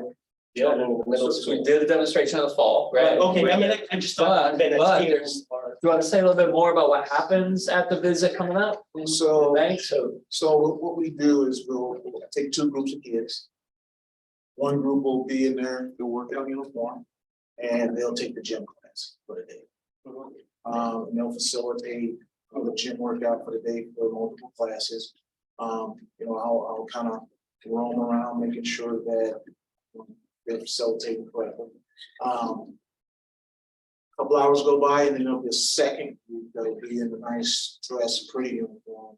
That'll be in the cafeteria with a table set up with pictures and cool things that we use in the program that's going to create a conversation. Started. So two entities with different objectives, with the same purpose and focus, which is to create an awareness about our food. So that's how we normally typically set that up, and it's been pretty productive. We just haven't had a chance to get in there and kind of do it the way we want to do it since COVID. But this year we're ramping that back up. Mhm.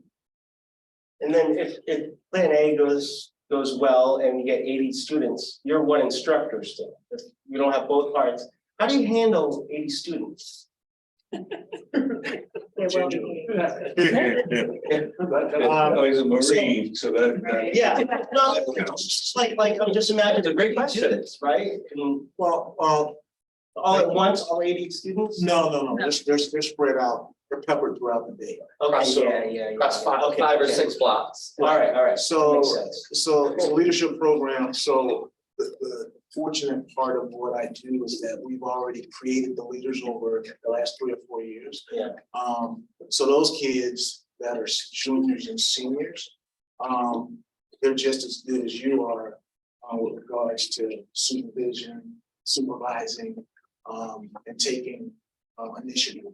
Yeah. To lead, whether it's a period of instruction for the underclassmen, or whether it's a period of instruction with regards to physical fitness. So they can give you some relief if you need some relief, because that's what the program is supposed to do, is teach them how to be leaders, and then take that knowledge. Yeah. So that helps. But they're only as good as you develop them.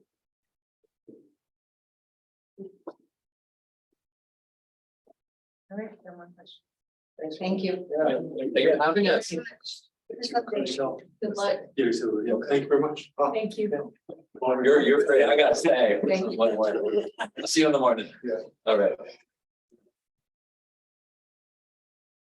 All right, so again, update, so a little bit of new business here, sharing with you a memo about the, the Career Voc Tech Education Advisory Committee. And so James came to me a couple weeks ago, maybe, to give me a heads up that something we need to restart doing is there's a general advisory committee for a CBT program for every CBT program in the state. And they have 2 annual meetings. One of those has to be with the school committee. Okay, it does not have to be during a formal meeting, but it has to be with some school committee members. And so want to advise you of that and and suggest that we have that meeting just before our next meeting on the 26th. Starting at 5 o'clock, about 4 members of the general advisory committee.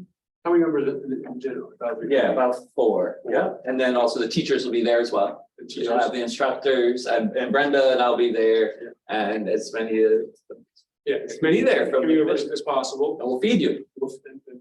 food, which is always helpful.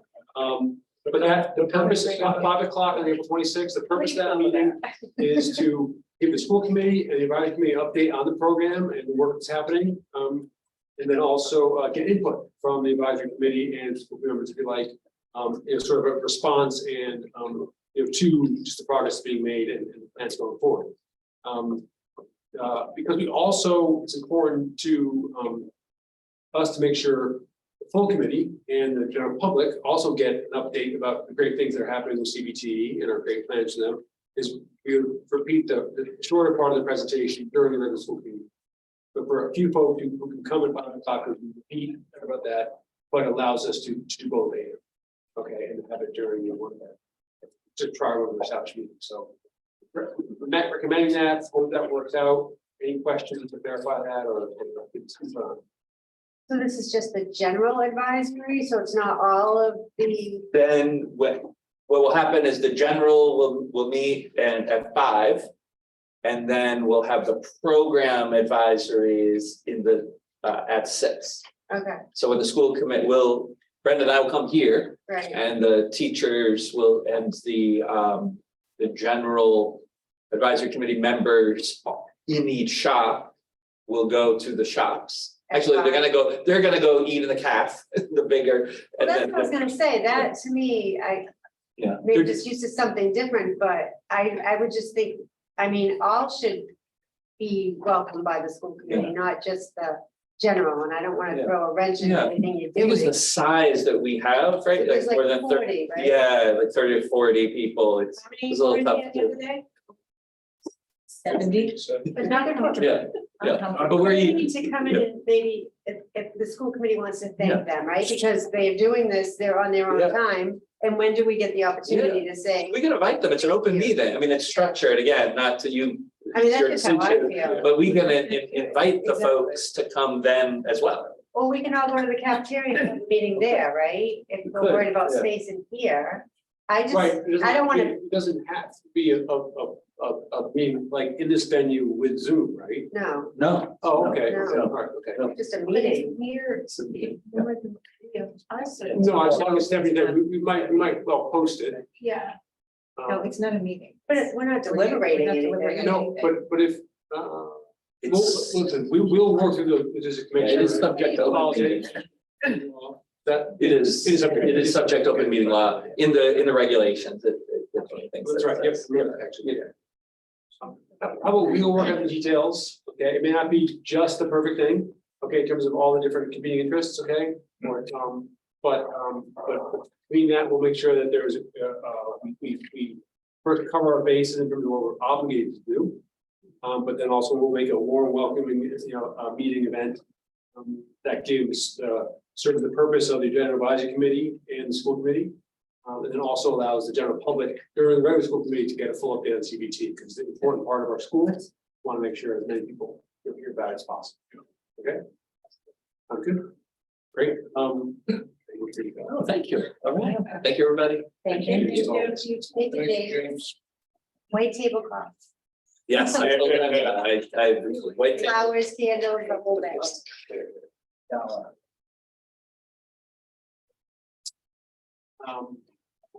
Next on the agenda is the budget. Yeah, what's your budget? Right, great. Great.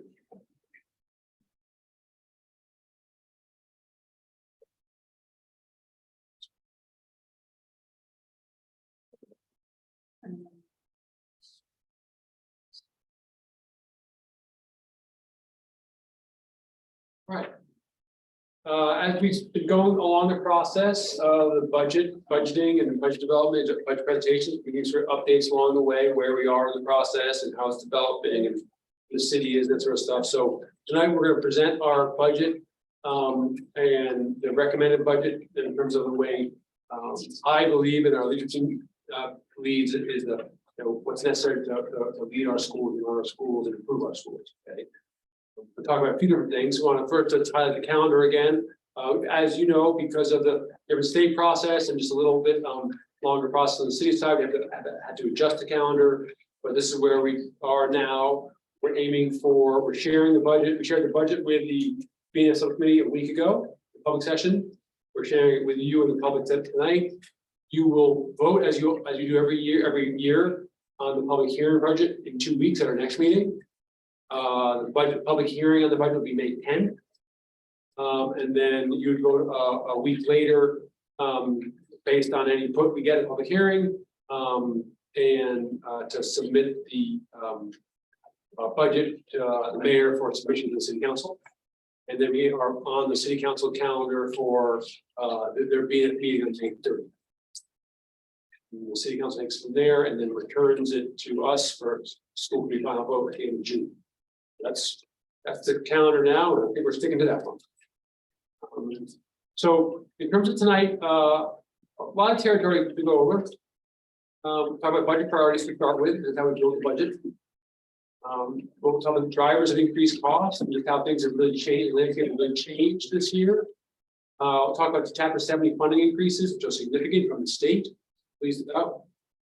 Detail of the costs, especially the cost increases, or significant changes in the budget, and then provide them the budget summary, which comes with the budget recommendation. So let me just dive in there. Folks are welcome to stop me along the way. So our budget priorities, I've been sharing this since January. First of all, we have budgets aligned with the GPS 3-year plan for ongoing improvement. So those broad priorities are deepen student belonging and engagement. We've been talking about that already with our DEF advisory committee. Strengthening instruction and better connecting general education and special education. The idea that every single student, every single day needs really high quality instruction, and that we need to be responsible for all of our kids. That special education kids, general education kids, are all responsibility of all of our staff. Okay. Present social, emotional learning, mental health support, always important. Never more important in our society than today. I'll talk more and more about the struggles we're having in these areas, as well as with education throughout tonight.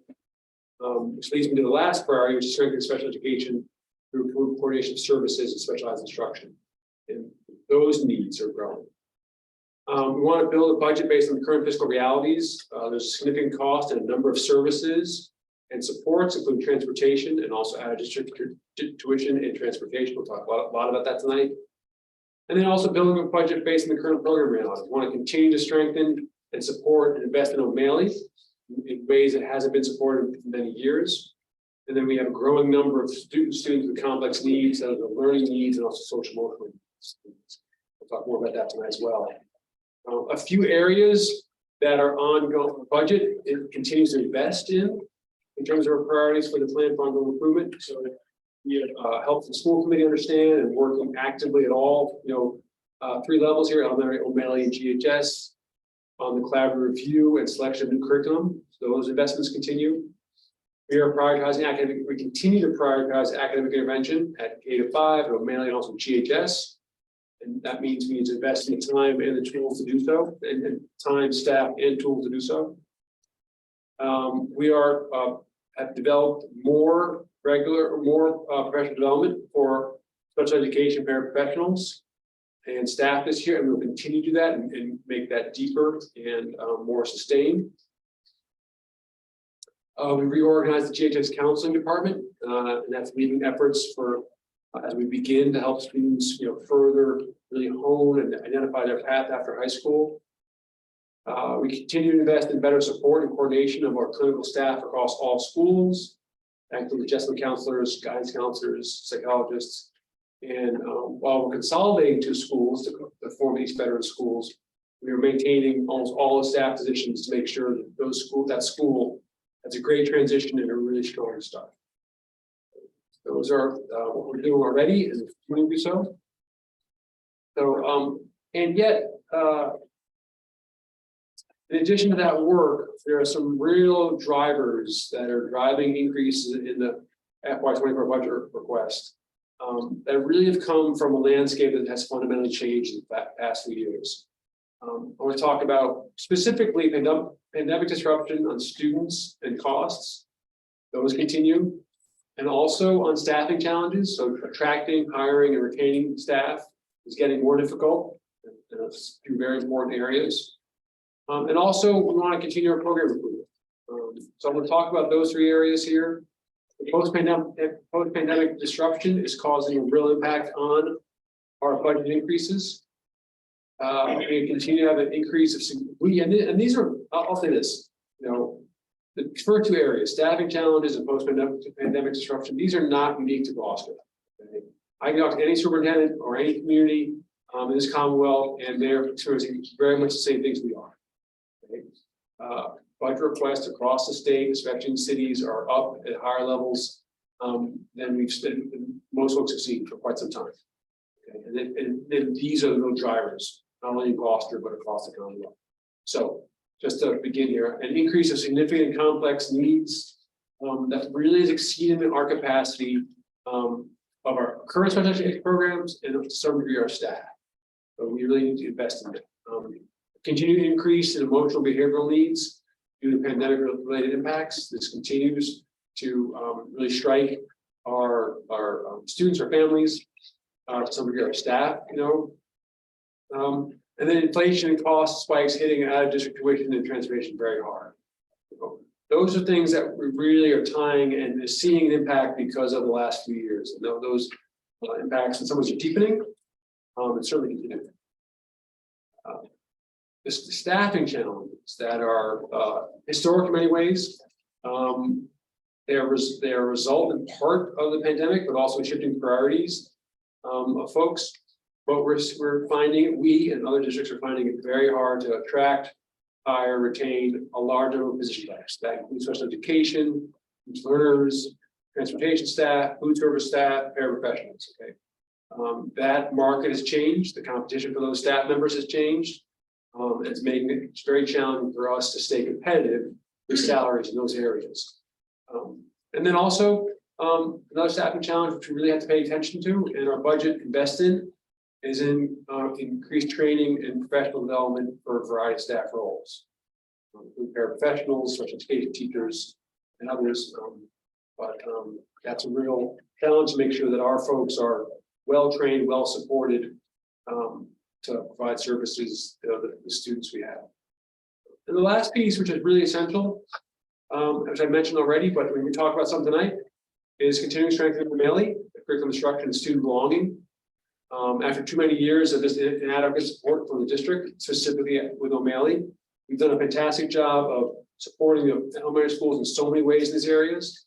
The high school has really taken on that challenge the last few years and really want to invest in O'Malley. You'll see investments in that in terms of our budget increases.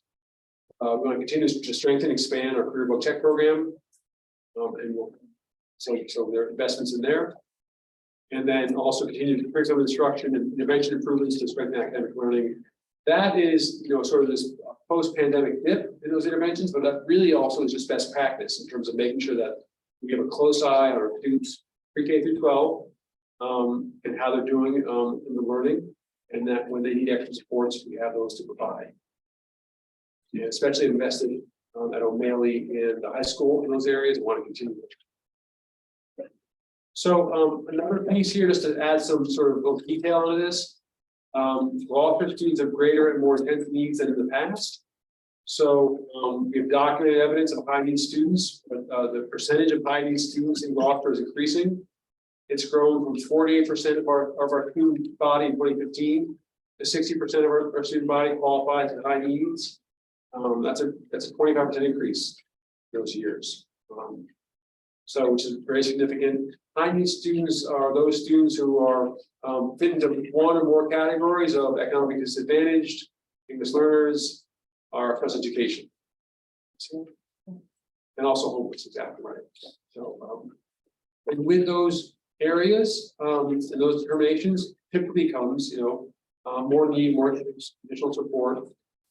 Kids need accelerated learning and need greater support. The pandemic impact has certainly led to more students with complex needs, needing more support in school and more average placements. I'll show you today on special education students needing private placements. That number continues to increase, and our English learners have doubled since 2015.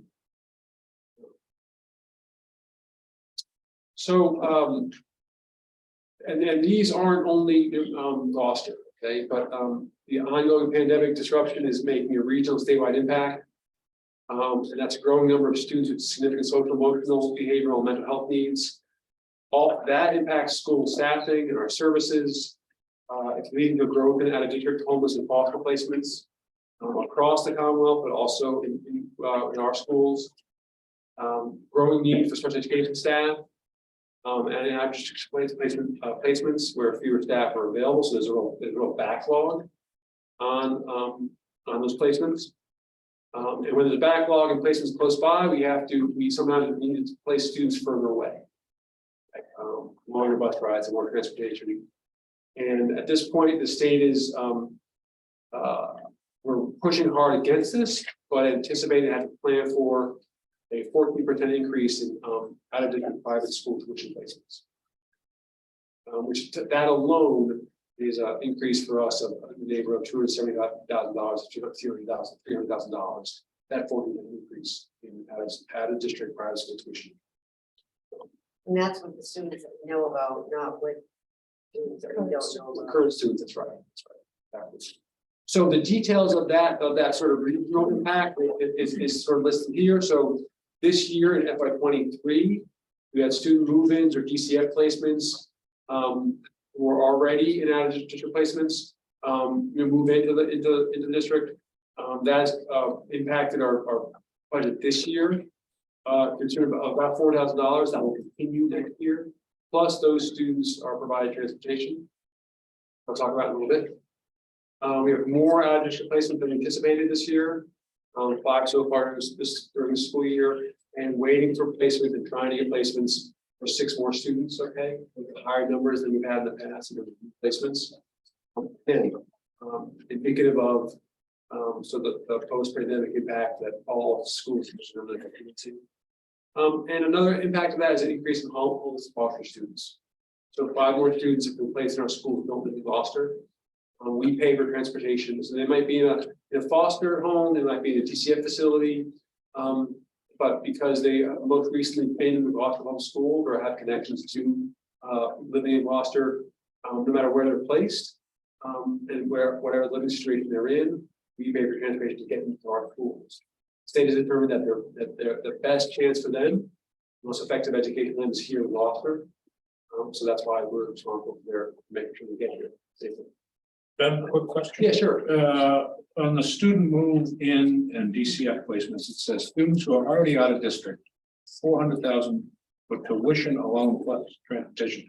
That's for 2023, is that correct? Right, yeah, so we expect, And we're expecting a $300,000 increase on that. Yeah. So a couple things, that is, so let me explain what it is first and how it impacts 23, but then also we got to prepare for that for 24. So students who move to Gloucester, wherever they move from, let me say they move from Methuen, okay, make this up. Okay? They're in an out-of-district placement, okay, because they go through this special education process, but their family decides to move. It's great, Gloucester's a great place to live. But they still maintain wherever they're going to school, that out-of-district placement. So say that out-of-district placement happened to be in Beverly, you're making this up, okay? We are then responsible for the cost of educating that child because they're only now living in Gloucester. Okay. Does that make sense? Yeah. Okay. And then, so that's an increase we did not anticipate. We don't typically have that many move-ins as we had this year. But we have to do 2 things then. Obviously, then that's going to be cost for next year. But we expect this dynamic could very likely continue. Right. The FY24. That's how it. The cost of those placements continues in FY24. But we're likely to get more than we had, more new ones. Answer the question? Yes, it does. Thank you. And then we're also at the same time, our staff is doing a great job on limiting costs. We always try to make sure that we want to educate Gloucester students in Gloucester schools. Okay, whenever possible, we do that.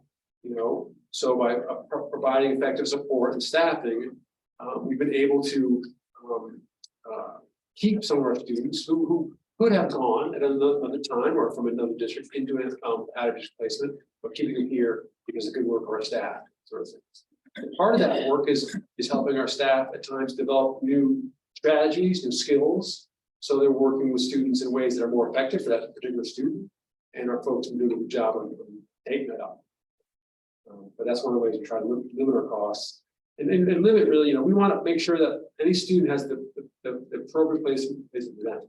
We always like to have in our schools. Sometimes it isn't the case. We like that always.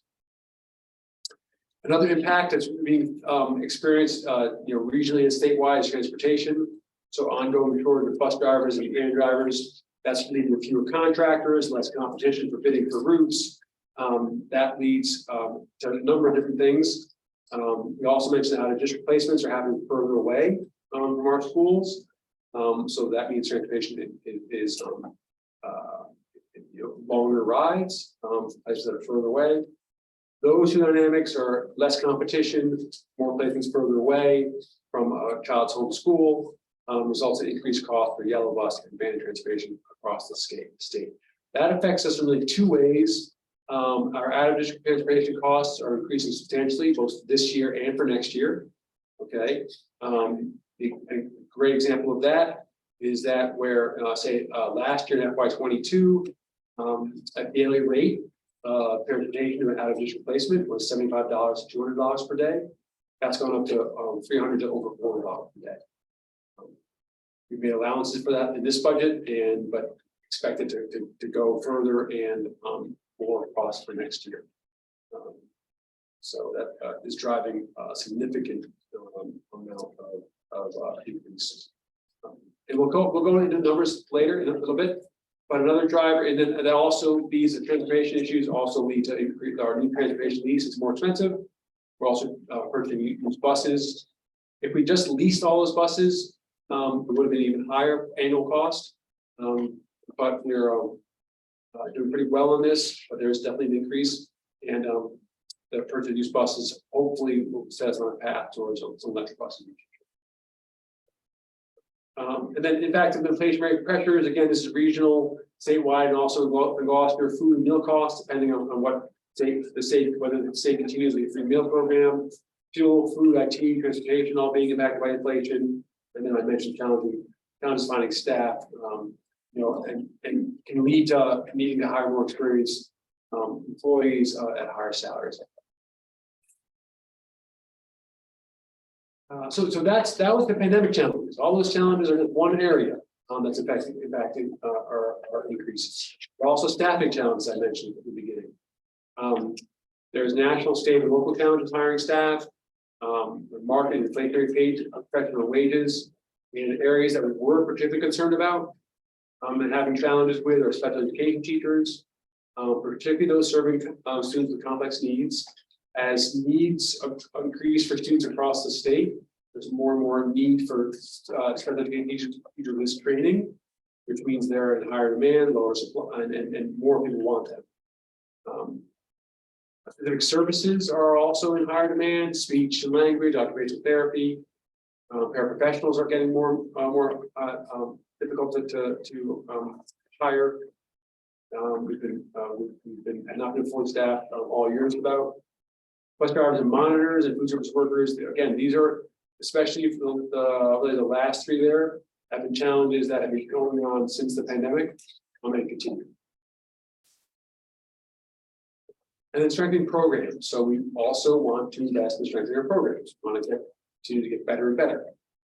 Collaborative review and selection of new curriculum at O'Malley. We fund that on an ongoing basis. Peer interventions and strengthening use of data teams at O'Malley. Really beginning to make an impact on variety of student learning. Continue the PACE program at O'Malley for students who need time to transition back into class after disruptions. More training of staff to help with de-escalation of disruptive behavior. Those are all important investments tied to program improvement, but also sort of the current status and maybe current situations we're dealing with. We want to consider additional program to and or possibly staff to address the most challenging student behavior. And as I mentioned before, providing regular and consistent professional development to our paraprofessionals, and also continue to grow and expand their CBT program. Those sort of like that's the work we always really want to do, but it's really just one of the things driving our increases.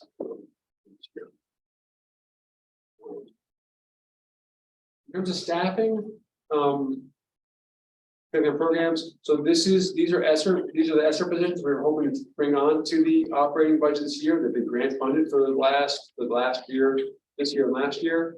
And you see 4 out of those 6 positions are squarely tied to O'Malley and supporting intervention, so academic improvement for students identified in need, such as education, so those growing needs there, and also the PACE teacher. PACE teacher is a sort of a combined, it's modeled after the program here at HS, and really designed to help students who have disrupted learning or had to be keep them in school when they need additional support. So the increases related to things I've just described. I just described a lot of things, okay? And the increases in those are captured on this slide. Okay. So you see the 3 categories: post-pandemic disruption, staffing challenges, and strengthening programs. Okay. So in terms of our post-pandemic disruption is leading to increased special education costs and tuition and staffing. We see $1.8 million increase in that area. Transportation increases, including average transportation and the new lease, the tune of $1 million increased cost. And then health insurance increase, that's pretty typical, of $4,000. Staffing challenges in terms of wage pressure, adjustments, and also our already contractually obligated salary increases, $1.6 million. And then strengthening our programs, really those ESSER positions I just showed you, and prioritizing CBT improvement, $420,000 and $102,000 respectively. Those are total cost increase of $5.3 million, but there's more to the story. There's offsets and savings that we also, when we're budget planning, and so I'll go to those in a little bit. But I want to first talk about funding, because the funding landscape has changed very significantly as well. And that's a very important part of the picture here. Okay, so we talk a little bit about state funding, and also what the state expects from the city of Gloucester as well. So a very important piece of the state funding picture is the Student Opportunity Act. So a few years ago, the legislature and the governor updated the foundation budget formula, which is the formula that determines what communities should be, what the cost of communities is for educating their students, and not only just a random student, but the actual students they have and the student profile they have. They updated the foundation budget formula to more accurately reflect the current costs of educating, especially educating the students with most needs. And they're funding that, so that really a historic statewide investment last year and this year as a result of the Student Opportunity Act. They're not only have redone the budgeting and cost formula, but they are supplying the dollars to fund it as well. That is creating a positive impact on Gloucester in terms of our funding situation. Okay. I mentioned before that the profile of our students is more complex and higher needs. Okay, there are higher needs students have increased 25% in 2015. That benefits us in terms of foundation budget. Okay. The state determined that it cost for this year alone, okay, that it cost Gloucester $3.4 million to educate our students than last year. Okay. And they provide that funding and I'll explain how they do the funding. What they're saying and what they're providing is additional $1.7 million in Chapter 70 state aid in FY24. Okay. Our entire budget increase last year was only $1.7 million. They're saying the state alone is funding the city for our schools, the Student Opportunity Act, $1.7 million. Okay. In addition to that, and I'll show this to you in a chart in a second. The state has also determined that Gloucester's local contribution needs to increase by an additional $1.7 million. I understand those two numbers look like the same. They're very different things. Okay, I'll show that to you in a moment. Okay. What this means, first of all, is don't look at there. It's just plenty of time to write it. You're on a roll. Yeah, it's Chapter 70 state aid is increasing. There's the dollars. A year ago in FY23, this current year, the state provided to Gloucester $9.65 million in state aid, okay, to support the schools for the Student Opportunity Act. This year, they're providing $11.3 million, okay. That's the 1.7, it's a 1.67, so when I say 1.7, it's increasing. I'm just rounding up slightly, okay? That's $1.7 that that the state is giving to, which would put our verb in, giving to, allocating to Gloucester, because of Student Opportunity Act, right? Together, the foundation budget increase, as I said, the calculation the state says cost to increase our students increased from last year, this is by $3.4 million, okay? That includes increase in chapter 78 from the state, just talking about that, $1.67 million. And then also the state is saying in order to fund that, they're expecting Gloucester to increase its required local contribution by that lower number, $1.72 million, okay? That's how they allocate the 3.4 increase for our local contribution from the city and also the state contribution, okay? I don't know if I explained that well. I'm happy to answer any questions you have. I just want to make, so what my understanding is that the determination based on their new formula is that what is required to educate Gloucester students is an additional $3.4 million. Yes. And 1.724 million of that comes from the city. Yes, they're saying in terms of what we're able, and then part of the calculation with the state is what the city is able to provide. So they don't just make up numbers on and you're not saying that, but they calculate in terms of what's the ability, is it ability to pay? Well, they start off with 3.4 or 3,396, and then they determine the state aid 1.671, and then the balance is coming from the Right. And that's what they call that ability to pay. I mean, they look at different communities and what in terms of the communities, wealth, the tax base, what that city, or municipality is. So what I'm trying to clarify is the increase that we're getting in the state is not 3.4. That is the increase they say you need, Yes. but the city has to choose. Pointing here, but the city has to choose whether or not they're not required to give us that local contribution, are they?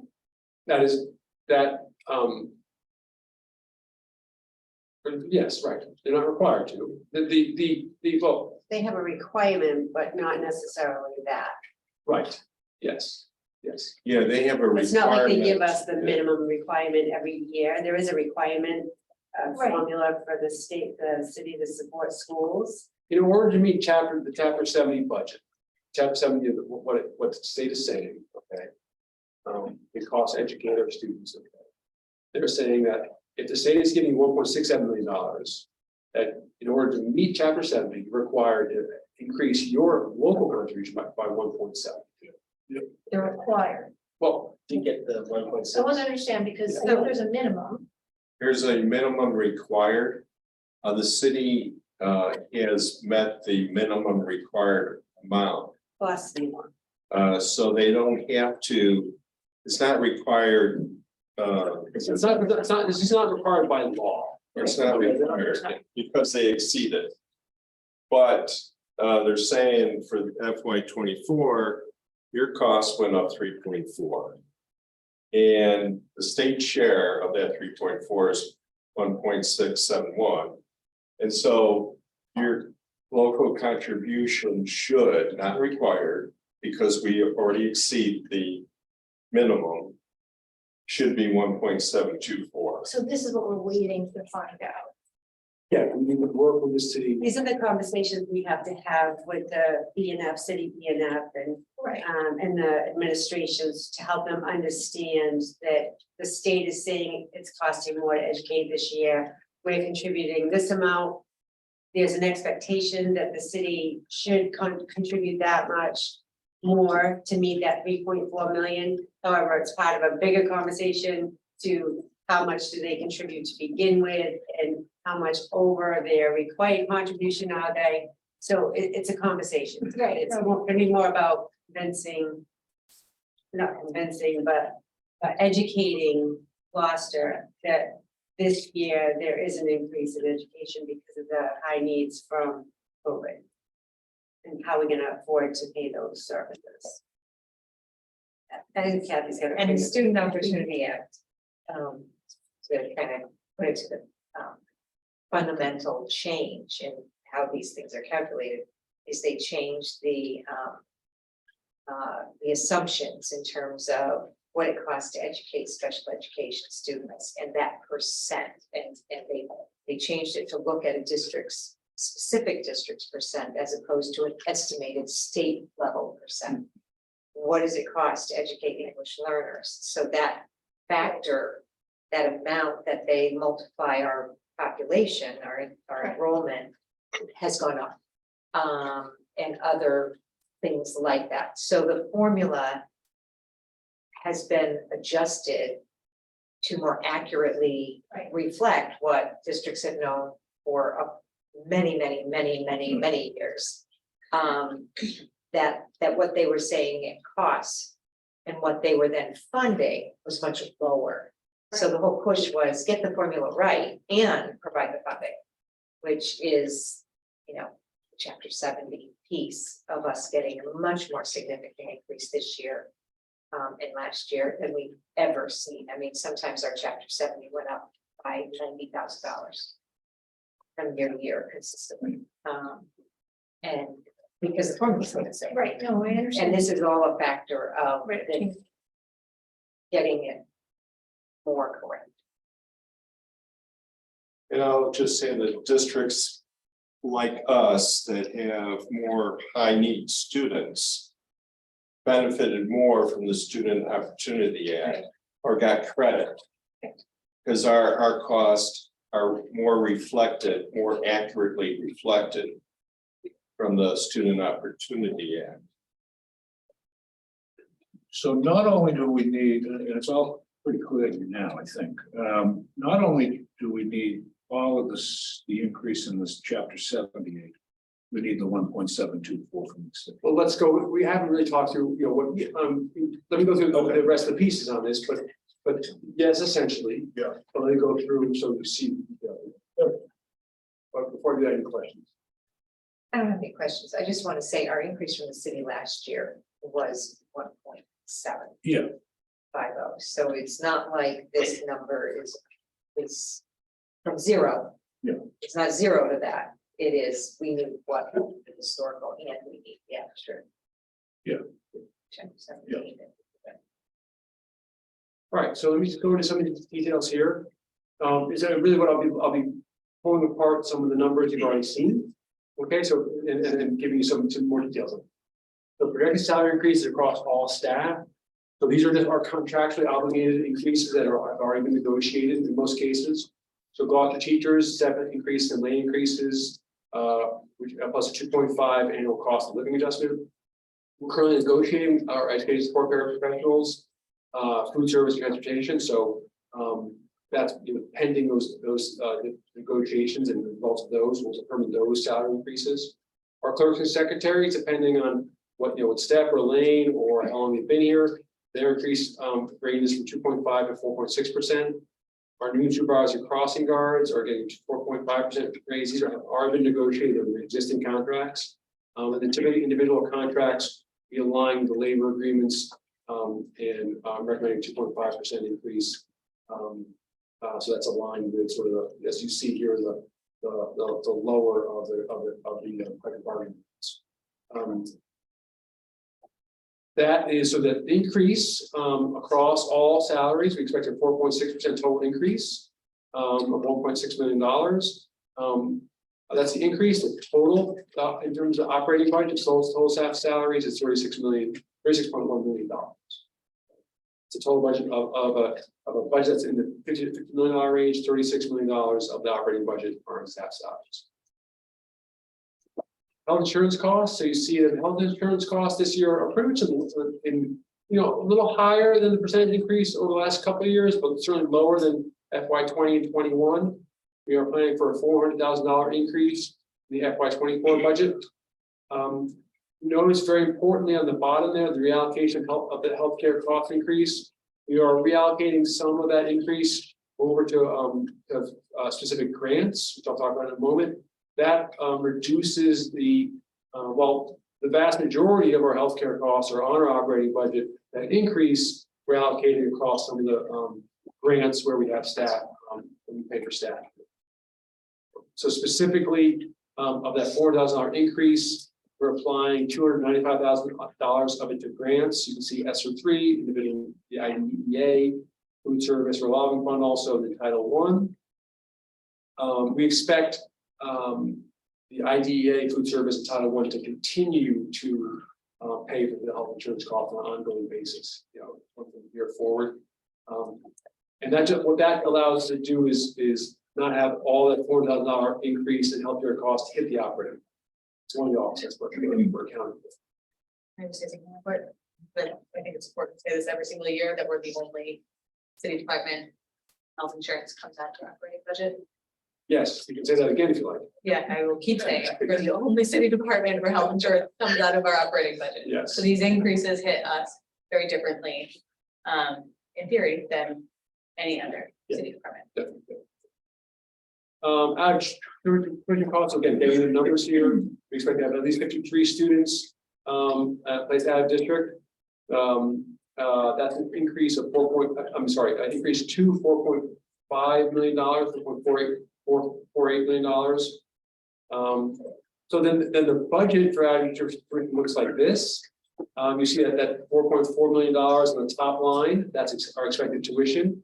But we have offsets and different pieces on that. We always had a special education tuition contingency.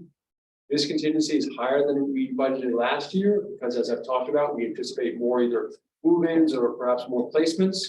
It's higher than if it was this most recent year, or this current year, sorry.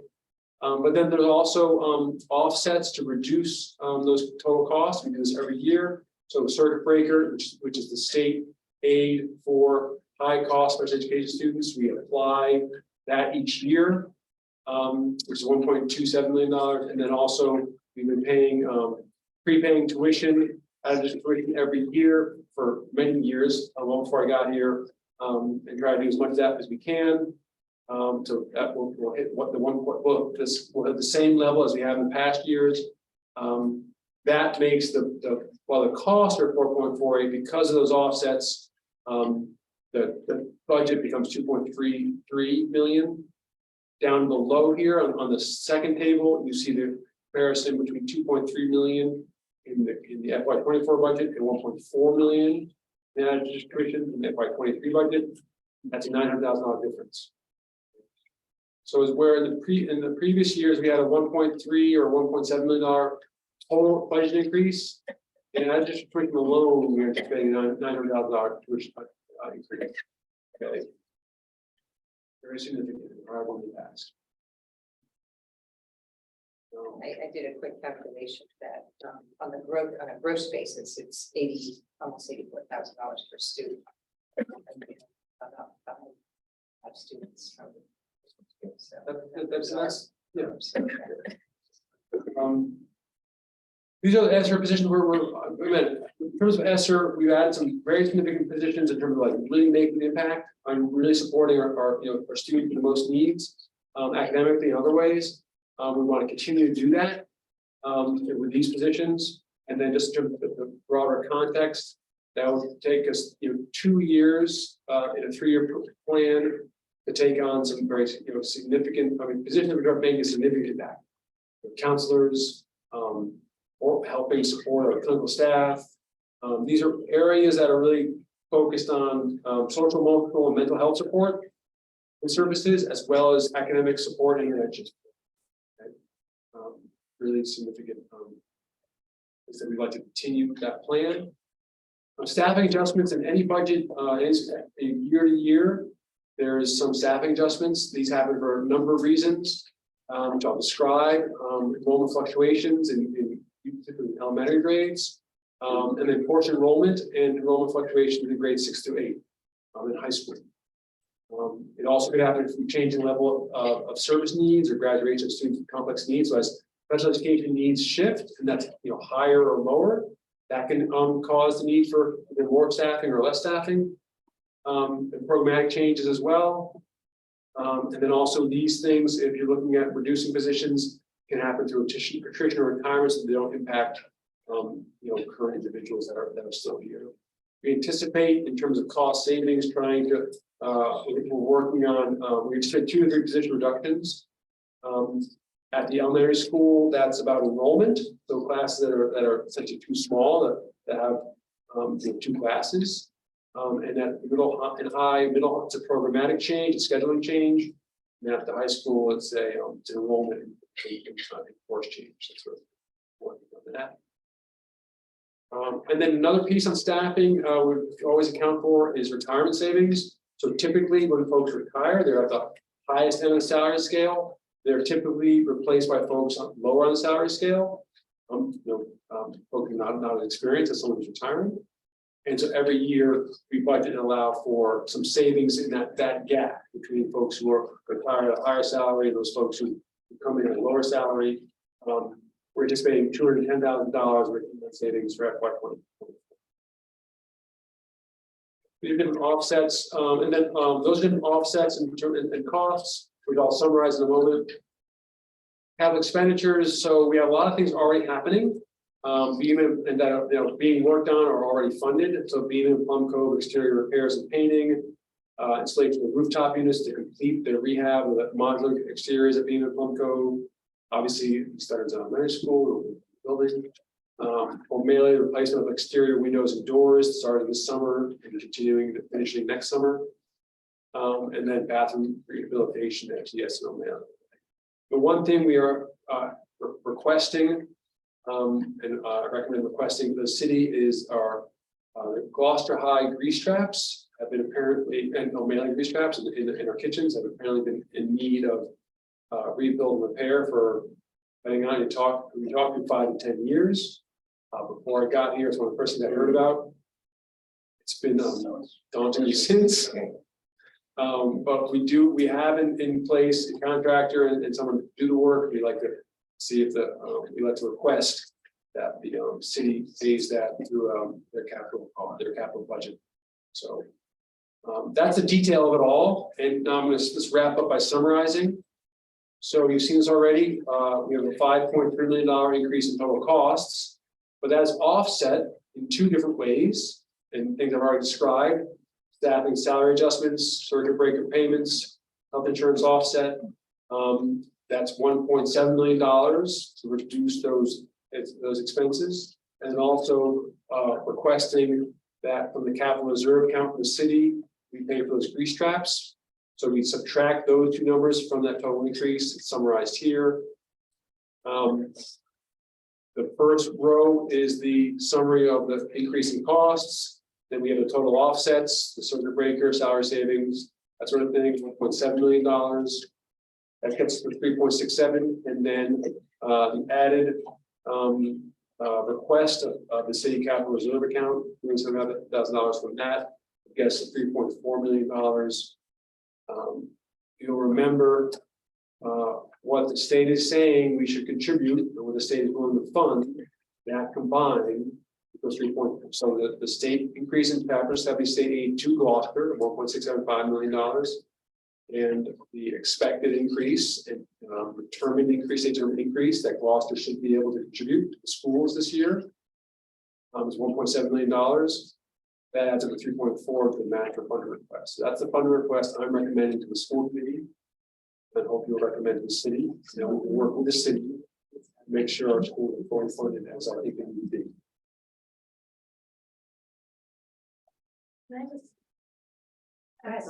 So it's my same basic question as before. Thank you, Beth, personally. Very thorough and detailed. So in our budget summary, FY 24 budget, our total funding request is $3,400,000. That request is, I'm just trying to understand, but $1,675,000 that is coming from the state. Yeah, so let me just make this might help. Is this, through the chapter 70, state funding of education. Okay. The state each year through chapter 74 grants a certain amount of dollars to the city. Okay. So as I said before, that's going to be $11 million and $11 million plus this year. Okay. The municipality will not required to send all those dollars to the schools. That's it. Okay, Okay. so that. They're not forced to. Okay? Now, I would say very clearly, the Student Opportunity Act is pretty much clearly designed to go right to the schools, right? That's why it's called the Student Opportunity Act. Not the City Opportunity Act, for example, okay? So that increase, which, you know, for the new funding formula, what I'm really saying, I think the school committee, you know, I will advocate for is that increase in chapter 78 should come to schools. No, Okay. now I understand. Last year, it didn't all, for good reason, you know, and then some of that's capital projects for the schools, okay? But this year, because of this flow disruption that continued to, you know, affect us and other school systems, we need that. No, I understand that now. Yeah. In the terms of that it goes to the city and we are request to the city Exactly. from the city. The aid that has been allocated to the schools, that's the piece. And then always, you know, $11 million, you know, plus goes from the state to the city to the, so the city always, you know, is putting a very large portion of our funding, you know, and they've been great to work with, okay? And so what we're also saying is that, the request is 1.725 from the city's tax base. That is comparable to what the state formula says local increase should be and can be, you know, from Rockland building. So. This is probably a choice, but what is our percentage? Normally we see sort of a percentage increases. I don't see that. Yeah, no, so I don't think we have that in this presentation. You see, I'll just continue just a few things here. That's the overtime increase in the budget. You see certainly FY20 to FY24 is a larger increase than we've had in the past. That's pretty clear for the reasons I've stated. Here's the budget by department. So you'll see increases, really large one in special education for a reason that I've talked about. And then we always want to put sort of our expense, our virtual expense in perspective in terms of our neighboring districts. The latest state numbers we have at this point are FY21, obviously a couple of years out of date. By that point, we will continue to give the new one every year. For this latest data, continue at this point to be, you know, in the middle of our local districts, a little bit higher in terms of dark districts. Gloucester has a little bit more ability to pay in some of these communities. Leominster, Clinton, Westview, a few others. So let me turn that off. Happy to show slides if people have questions on specific things. Happy to answer questions.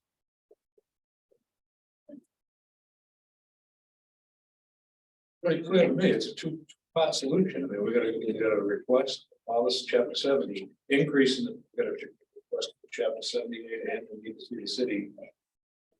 Request that they increase that on the suggested amount from the new formula from the state. I will say it a little differently. I think the budget has been built to reflect the needs of our students, and we are requesting more. We're requesting the increase of $3.4 million, and we're just outlining some of the things at the state level that informs not only kind of validates the number we're putting forth, but it also kind of shows that there is funding specifically earmarked that says we're not crazy that we need this money, because they say we need to increase your growth, right? So I don't think the percent is as relevant as previous years, Laura.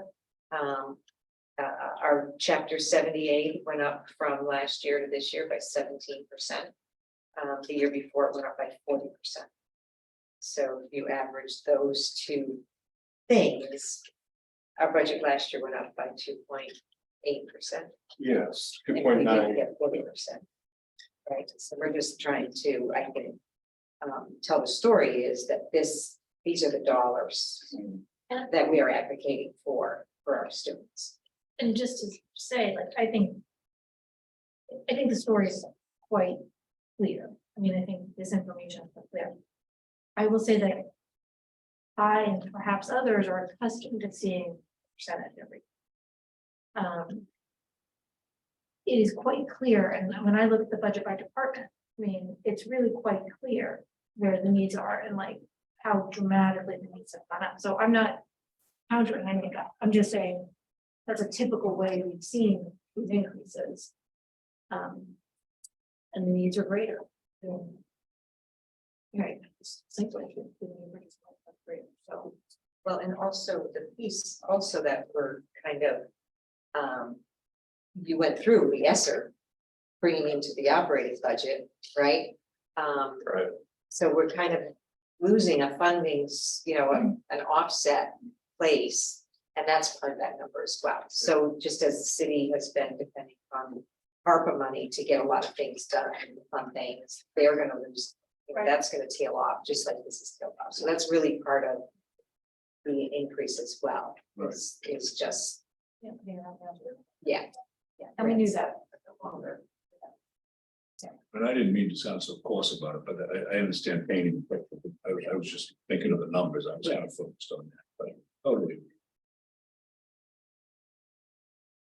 So we were getting the presentation tonight so we can digest it. Yep. And then we come back to the committee in 2 weeks. Because we have to vote for the public hearing budget. So we did the public hearing, advertise the public hearing. Did the public hearing on this.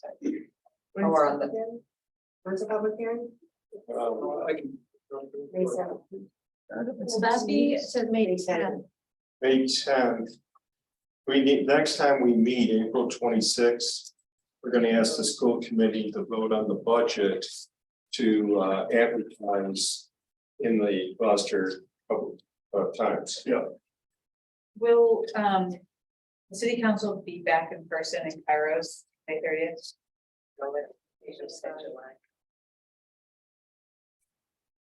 What was the question? Pam? I was hoping that city council will be back in person in Kairos on May 30th. And maybe we can make a suggestion, but I think it would be nice if they were in person. For Ben to present in person, not on a Zoom call. I mean, I would also like to be there in person. Right? Yeah. They're still meeting on Zoom. Yeah, but doesn't the president and the clerk sit at the harbor master's office in person and They do. everyone else zoomed in, so that would be an opportunity for Ben to go in person to present the budget as opposed to Zoom, if we felt that made a difference. I might have to join. I think I present to Bina. Not sure if I present to city council. Yeah, he presents to the B and F. Okay. And B and F So is that's in now, person. that's hybrid. Is in person. So you can go in person. But the Yeah, public, present. so the public hearing for the city council is not. On the 30th.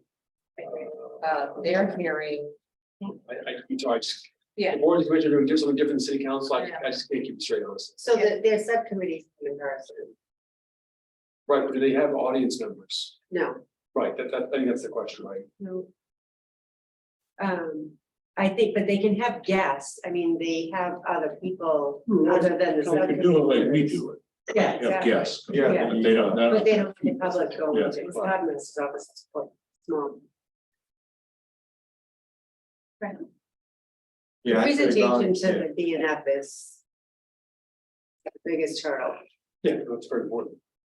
Yeah, it's all very important. You gotta work with administration we have in the past and work with city council as you know, clean up as we have in the past and. You know, so, and again, you know, I'll, folks will be saying this is not.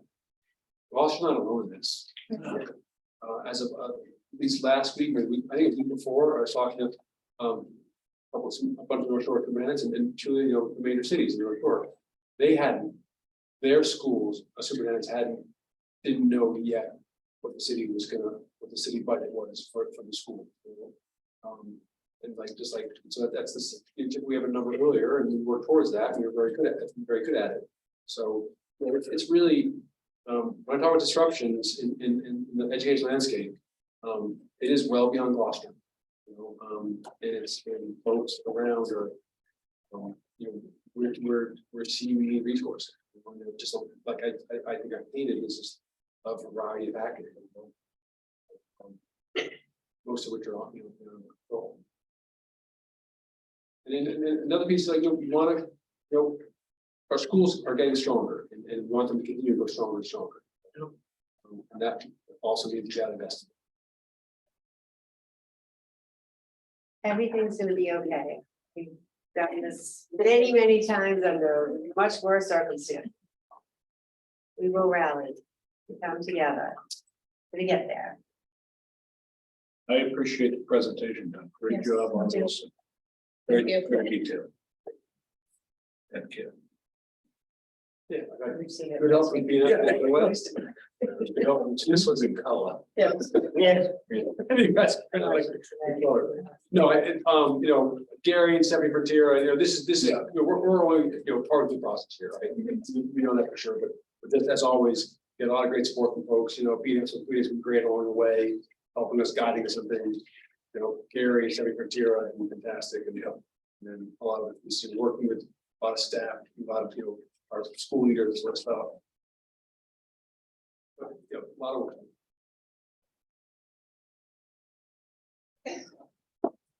News, deliberations on education issues. And we have subcommittee reports, and there's building and finance subcommittee meeting on April 5th. I can talk to the team motion if you want, we just did that, you know, we just did that presentation. Go ahead. Have a report. Okay, so I'll give the report. I wasn't at the meeting because I had a family emergency, but I did watch the meeting on Zoom. And the biggest part of the meeting was the budget presentation we just saw, so I don't have to report that, right? The meeting started off and a gentleman came in, I do not know his name, but he represents Ron Ranta. Rob Ranta. And he represents the Finnish community, working with the Gloucester 400 and in their attempt to celebrate and spotlight a lot of ethnic groups in Gloucester. He, representing the Finnish community, has come to the school committee to ask for permission to serve alcohol at a function that they are going to then regarding the Finnish community in Gloucester on October 28th at the O'Malley School. He is part of a group, not just local, but there's members from New York, all around New England, as far away as Arizona and possibly Canada, that are going to come forward and present to the community as part of one of the events of the Gloucester 400 about the Finnish community, which landed mostly in Pigeon Cove and Rockport and Lanesville, I believe. And just with a note unfinished and came from that part of the community, so I was excited to hear about this and can't wait to go.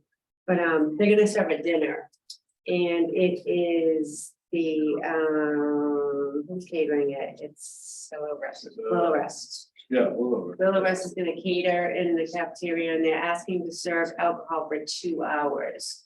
It's my understanding from what I heard in the conversation, they're gonna look to see if they can get alcohol donated. If not, they'll have to purchase it, but it sounds to me like it's a beer and wine affair. Yeah. For 2 hours while they have their dinner. So there was questions and answers by the committee on how it would work. And the end result was there was a motion to recommend to the full school committee to approve service of alcohol on October 28, 2023 at the O'Malley School. And I so moved. Second. I do want to say, and I'll make this now, because this is going to come before the alcohol board, I'm going to choose not to participate in this vote, present. Because if it does get approved, I'll be part of the conversation down the road. Did you find out if minors were gonna be at the event? So it's a family event. Yeah. And they've done this before. We're not the first community that they've come forward to present this type of presentation. the only thing I would add to that is that I think you have to buy tickets for the dinner. Yep. And it's in conjunction with the Gloucester 400 event, so, And I'll also add that this is a very minor piece of what they're doing. They're doing this 3-day gathering Yeah. celebration where they'll have, things about Finnish culture. They said there'll be a presentation on how a lot of Finns work quarries. So a lot of real local, Something about a murder too, right? and some, murder. There'll be entertainment that is, in line with their, with the culture. They'll have animators and music. They're expecting 100 to 125 people going through. But they, it'll be open to the public for fees for certain pieces, right? You have to see a presentation or whatever. So if you wanted to go to the dinner, you have to pay for the dinner. And he said, we just want to offer refreshments as part of that dinner. It wasn't like this is a cocktail hour and there's dinner. At all. It was like. that was my concern too, could kids just walk? in? Yeah, I mean, like, just control of the substance. It's not gonna happen. But, the other question I was wondering about is, like, you said that there might want to receive a donation for the alcohol, is that right? So I just heard a quick blurb that, because obviously they provide the alcohol, and I think they had mentioned that someone may be donating to them because I believe they're a Bible. Yeah, you say you need a 1-day permit, which you know about. My experience with 1-day permits with third parties at the music venue I worked at, you need to go through a licensed distributor. Or if you are a nonprofit, you can have one. Yeah, from a licensed distributor. No, it could be anybody. Good. As long as they show the receipts to the licensing board to show that they obtained the license, alcohol legal. Yeah, people donate to nonprofits all the time. Okay. 2 questions. Why O'Malley? What's draw here instead of other venues? Town. Isn't it space? The size is nice. I think I'm using that. Size. The cafeteria and the commons. I think the auditorium, the cafeteria, I do remember mentioning size for the dinner. I think it's- I guess I'm sort of wondering like Cafeteria. why schools versus other venues? Probably less expensive Yeah. for a 3-day. They're using O'Malley for the 3 days. Yeah, Friday, Saturday. Sunday. Oh, I see. Different places. So you have to pull the building. Wait, so using O'Malley on a Friday? I believe it begins on a Friday. For dinner, right? No, the dinner's on Saturday from 4 to 6 in the afternoon. So it's interesting. that And then first, another question is, have we ever allowed anybody to serve alcohol in our school? In the past, prior to, what's that, or me being on the committee. No, we were on the committee when we had the auditorium that policy. Oh, yes, yes, yes. So They Cape serve Ann one all the Central- time. Yep. Okay, good. so are they gonna have licensed servers or just? It'll be through Little Rest, so yes. Okay. So when they go before the licensing board, there's a whole level of scrutiny that we would share the same concern. Why? Which is You why I'm guys not got- gonna you vote got- on you this got it. tonight, Or- but I can tell you it's gonna get a lot more Yeah, okay. detailed than the questions that concerns me and asked here, and Yeah, 'cause I'll let licensed you know servers are when just that like- meeting is scheduled and you can watch it on Zoom and hear. The inquiries that we do for 1-day licenses to make sure that there's insurance. And a whole host of other things. I heard his response about insurance at the meeting and that's not gonna be enough, so there'll be a conversation. Take place to make sure that there's safeguards in place, kids being involved. Eyes on alcohol storage. And who can serve the alcohol and. The accountability they have after they serve the alcohol to the licensing board. To show how much alcohol was served in the receipts and things like that. Wow, it's more involved than I'm used to. So, sorry, just to be clear, O'Malley use is on Saturday. Just Saturday. Yeah, but it's all day Saturday. I mean, it is, so they have. Their weekend. Their new weekend goes October 27th to 29th. Or they're using them mainly on the 28th.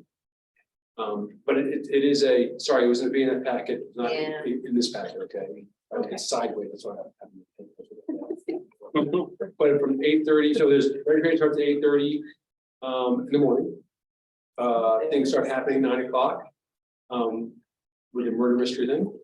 And then goes until 9 o'clock in the evening. Yeah. Everybody's turning their heads. With the dinner starting around 5 o'clock. Reception at 4, dinner at 5. And it's planned to have serve drinks only from 4 to 6 p.m. In the cafeteria only. in the cafeteria. So they got a bunch of hurdles for them to cross. One is this one, okay? And if that's approved, then we'll continue to work with them on the building use, our building use process, okay? Obviously, the most significant license. That's.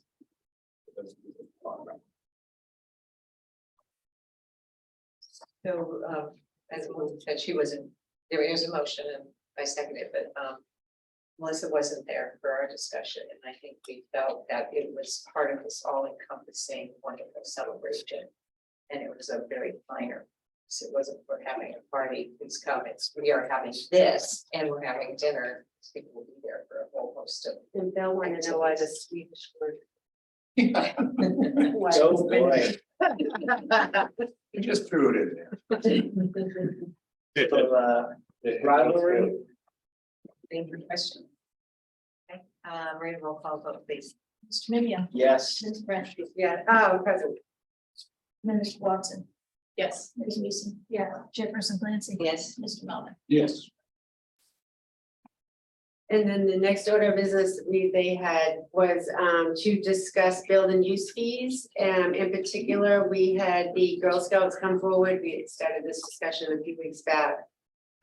They use the Plumbo classroom for their meetings. And in the past, we have not charged them for their meetings. Currently, the policy and the fee agreement that we have a 2-hour minimum at $25 per hour. They use the classroom 18 different days, which would come to a $900 fee. The Girl Scouts, they charge a very, very minimal dues. Which most of that money goes to purchase materials. So they've asked for a waiver. So that they don't have to pay that $900, which they've never been charged before. So there was a discussion with the members. And there was a motion to recommend to the full school committee to waive building use fees for the use of classrooms by youth groups serving organizations who charge no or minimal user fees. So this isn't just for the Girl Scouts. The Girl Scouts was the example that brought us forward, but for all our youth groups that do not charge or have minimal fees. The motion is to recommend that we waive those fees. Specific to classroom rentals. Specific to Not the classroom like rentals. bigger. So, classroom. And- And I move that. So there also you have. And correct me if I'm wrong, was the idea to create a whole new category for this? Yeah, as I said numerous times, I'm not interested in one-off or, different fees for different organizations, okay, and I'm making one-offs, okay? So we feel like this is a Girl Scouts are an example of youth service organization that collects no or minimal, user fees or dues and using classrooms. We don't have any others, I believe, at this point. Amy, didn't you have one at East Gloucester Girl Scout? Girl Scouts, we used to. No, we don't have other organizations, but that fit this category at this point. But it's there's potential for it. So, but it's not about creating. The Girl Scouts are an example. Yeah. Okay? We're not doing this just for Girl Scouts, okay? And nor can we. I mean, what I really want to, I've said before, but warn us away from is making individual deals for individual groups that can get organizations like us in a lot of hot water very quickly. Right? So we try to have rules that can be applied, more broadly. Makes sense to me. Is there a second to the motion? Second. Okay, any more discussion? Okay, roll call vote. Mr. Minio, Yes. Ms. Prince. Yes. Ms. Watson, Yes. Ms. Weason. Yes. Chairperson Clancy. Yes. Mr. Moody. Yes. And other than that, I think there's a motion for transfers, which goes into our consent agenda, we already approved. That's the end of the report. Okay, great. Okay, direction or acceptance of grants. I guess I will take them one at a time. Department of Education, I move that we accept the Department of Education, Department of Elementary and Secondary Education grant, of high quality instructional materials implementation grant for $90,000. Second. Discussion? Good. Roll call vote, please. Mr. Minio, Yes. Ms. Prince. Yes. Ms. Watson. Yes. Ms. Weason. Yes. Chairperson Clancy. Yes. And Mr. Melvin. Yes. I move that we accept the Department of Elementary and Secondary Education 21st CCLC. Community Center, Community Learning Center, Okay, 21st Century Community Learning Center. okay. Internship enhancement grant in the amount of $44,640. Second. Okay, any discussion? Maria, roll call vote, please. Mr. Minio. Excuse me, question. Mr. Minio, Oh, sure. Ms. Prince. Yes. Ms. Watson, Yes. Ms. Weason. Yes. Chairperson Clancy. Yes. And Mr. Melvin. Yes. I move that we accept the Gloucester Education Foundation Gordon Summer STEAM Camp Grant in the amount of $35,000. Second. Okay, any discussion? Okay, roll call vote. Mr. Minio, Yes. Ms. Prince, Yes. Ms. Watson, Yes. Ms. Weason. Yes. Chairperson Clancy. Yes. And Mr. Melvin. Yes. Okay, and the last one is Gloucester Education Foundation O'Malley Academy Grant in the amount of $10,000. Nice. Second. There's two more on the next page. Oh, sorry, okay, I'll get there. All right, okay, any discussion? Roll call vote, please. Mr. Minio. Yes. Ms. Prince. Yes. Ms. Watson, Yes. Ms. Weason. Yes. Chairperson Clancy. Yes. Mr. Melvin. Yes. Next, I move that we accept a National School Lunch Program, Mass Farming Reinforces Education and Students Grant in the amount of $10,000. Second. Discussion? Roll call vote, please. Mr. Minio, Yes. Ms. Prince. Yes. Ms. Watson, Yes. Ms. Weason. Yes. Chairperson Clancy. Yes. Mr. Melvin. Yes. I move that we accept the Essex County Community Foundation Grant, Gloucester High School each program in the amount of $18,707.17. Second. Any discussion? Is this a new grant? Yes. This is for, Brenda Walls that heard it, and it is bringing in 4 new machines for advanced manufacturing. Okay. Excellent, thank you. Roll call vote, please. Mr. Minio, Yes. Ms. Prince, Yes. Ms. Watson. Yes. Ms. Weason. Yes. Chairperson Clancy. Yes. And Mr. Melvin. Yes. This concludes the action. The last item is the East Veterans Elementary School update. Looks amazing. Yeah, you folks saw it, so I did not let you know that I wasn't gonna be there on Saturday, I'm sorry about that, so Mr. Fusco. Anyway, that's it. The staff is gonna see it again tomorrow. As you know, we have this standing agenda item always at the end of the meeting. Today I have a more significant update, that I want to share with folks. But just quickly say that, things are proceeding on schedule. You saw what it looks like, great. Staff is there tomorrow, just another tour. But I do want to give you an update on the news that the project team, needs to report. I need to report to you, and then the project team will put the school building committee tomorrow. Okay, there's also information that I'll tell you about. We're also informing staff about it too. But it's an update that is very unlikely to impact the schedule. But because there is a small chance that it will, we want to make sure the school committee and school building committee know about it, as well as the staff. Okay. So this is about the electrical switch gear. Thing I never knew about until recently, okay? For literally for like almost a full year. But let me say this.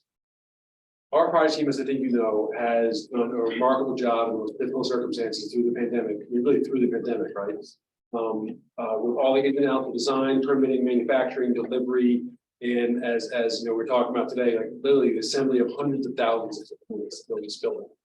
Doing really well. It's on schedule, under budget. Okay, it's all happening. So, you know, there are, as we get closer and closer to the completing, the timelines get tighter. Okay? Electrical switchgear is something we recently learned was not shipped when the team expected it to. Okay, electrical switchgear, just quickly, is really what takes the incoming power. Okay, 3,000 amp power into the main building, the main sort of electrical board, and then distributes it to the different panels that are throughout the building. Okay. Look at you and what you know. It helps all those things help power, the lights, the alarm systems, the doors, the HVAC, everything, the building, okay? The project team, which means WT Rich and CBR Erie, have been working with the manufacturer for months and months, knowing that these have been backed up. Electrical switchgear, electrical components are backed up in major ways and have been for a year, okay? At one point, it was like it's typically a 10-week time frame in terms of manufacturing shipping. It went to 20. Now some things are 50 to 70 weeks. Okay, so they've been working with the manufacturer, and for 6 months, manufacturer have been telling us that the shipping date was April 5th. And April 3rd, they said, "Only kidding." All right, they said no, they won't ship it on April 5th. Okay, I shouldn't be cavalier about this, but but even the week before, they were still telling the project team that they expect to ship it on April 5th, but they didn't. Okay? So because they know what a crucial component of this is, they were already working on possible contingencies, okay, in case it didn't ship, okay, knowing what the landscape. Right? We want to be very clear that I'll describe to you the contingencies that are already in place, already working on, to minimize the risk of this making a difference at all. Okay. We have a school building committee meeting tomorrow. If that was scheduled in 2 weeks, this might likely be resolved by then, but we want to update the school committee, school building committee, to probably update you. And we also went and talked to staff earlier today. So the things that they're working on in terms of contingencies and making sure that this all sorts out the way it's scheduled to is first applying a lot of pressure to the manufacturer. I've had 3 meetings with them in the last few days. And also their upper level management. The manufacturer already said that they're accelerating this, they're prioritizing it, and they're looking at early August delivery. Okay, that's the worst news. The 2 better options that they're working on, which are much more likely to happen, much more likely to follow, is their contractors have already identified very similar equipment that can be used as either temporary or permanent solution. That sort of timeline would be about 6 weeks. Okay, and then perhaps the most likely one is they've also identified equipment that can be leased that would be installed temporarily. That's very similar to the permanent switchgear, and that could be available in 1 to 2 weeks. Okay, they're also working on different workarounds within the building. Including part of the reason that it's necessary to get the switchgear in place now. So they're working on temporary power now, 400 amp service instead of 3,000. Okay, that allows them to use all of their building essentially, but also to start testing some systems and getting things going. The reason to have the switchgear in place now would be they can operate all the systems because it's the permanent power. Okay, without that, with the temporary solution. They can start cycling through the different, say, rooftop units. Those take about a week to get going and then to test. We want to make sure that all 6 units are tested, in plenty of time, okay, and operational. So they're able to do that in stages, whereas if they had the switchgear in place now, they can do it all at the same time. Okay, but that's another way they're minimizing any potential impact. Okay? Don Rich, myself, Brian Motzka, and Matt Fusco went and spoke to First East Officer staff today, let them know about it. And also the veteran staff, we want to make sure they knew about it from us directly, rather than hearing it because it was on a meeting, or on that sort of thing, or through the grapevine. They were great, they were, obviously concerned, but also understood the situation. And the message to you, message to the community is that, the contractor, W. Rich, or, so with us, DDR Erie, myself, are quite very confident that we're still on an on-time schedule, that this will work out. But because there is, like I said, a small, slight increased risk that might affect the timeline, want to make sure it goes back. Okay. John Rich today says told the veteran staff, directly that he expects, we'll know which plan we're going on in the next couple of weeks at the most, and then have that in place. Each of those solutions they're working on has to still go work through the city's electrical engineer and get, and also the design, our designers to make sure is a solution okay. You get approval to sign off by the code and sort of thing. So there's still a process on each one of them, but I feel confident that and more importantly the contractor, John Rich, Brian Motzka are also feel confident that we're putting the right things in place. There is ultimately, some very small possibility to affect the timeline. If that's the case, we'll work with the staff to understand what that means. Okay. And whether that means that we, open the schools where they are now. I'm hesitant to even say that possibility because it's such a small possibility at this point. It would be irresponsible for anyone to say or put forward that this is, it equals a delay in anything. Okay. We want to give folks a heads up, as I'll keep on saying, there's a very, very small possibility that this impacts the timeline at all. I'm really confident that the team is doing everything to make it done. So let's just take note that out of all the schools we built, this is the first potential tiny issue Yeah. that we've had. And that is amazing considering we built 2 buildings in the last 14 years, Yeah. right? So, I think we're so accustomed to everything just working, that now we have this issue and it's like, oh, Yeah. but through a pandemic, we built, we're strong, they'll figure this out. That company though, from April to August, find another place. Yeah, so to deal with, because yeah. they would have known in April that they weren't ready. They should have known 2 days before that it wasn't gonna be shipped, but that's a, Yeah, I'll Just, let the folks manufacturing thing. deal with them do that.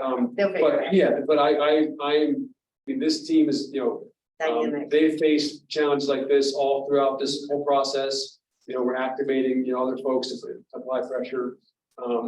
They really worked with so many pieces of this. And so you haven't heard of any books. Because they didn't work with her. And I'm kind of working. I just don't wanna see headlines at schools. Yeah, no, Right? that would be irresponsible and headline like that, again, the full story here is that, there's an issue, one more thing. But, the team is really doing what it needs to make sure it doesn't impact. We will keep you informed when they settle on a solution, let you know about it. And let the staff know about it. Just want to make sure that, at this point in time, when there's anything, as any chance of affecting timeline, we need to make sure you guys know and the school vote. When did they predict the end date, the finish date? Yeah, so the Was it initial, June? sort of, substantial completion, what they call it, was June 3rd, okay? June 3rd? Yeah, June 3rd, at this point it's later June, June 3rd, I think June 30th, maybe June 27th, I'm not quite sure. That still gives us, plenty of time to do what we need. And it's especially with, if we're leasing the skier, or if we're putting in, the alternative gear, that allows us to get a certificate of occupancy. Right. You get that always even before the full punch list is finished, always the work that continues even after you get a certificate of occupancy. So we still expect to get that. Furniture's coming? Furniture can all. That was move in- my worry. Furniture can all move in ahead of time on that. It's gotta be, that's built on site, that will happen as well. With a temporary service. So yeah, so that's all. And we're bringing on a move manager. you know, who will work with us and work with the schools and staff on the moving timeline and packing all sort of stuff and. So that's all you know, rolling along as well and, yeah, so it all continues to, you know, plan for and work towards an on-time opening and we expect that to happen.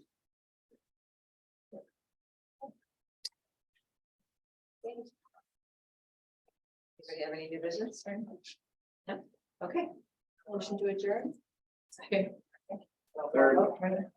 Mr. Minio, Yes. Ms. Brent. Yeah. Ms. Watson, Yes. Ms. Lisa. Yes. Chair Wilson Clancy. Yes. Mr. Malloy. Yes. Thank you. Okay. Good night, everyone. When are they, gonna find out about an alternative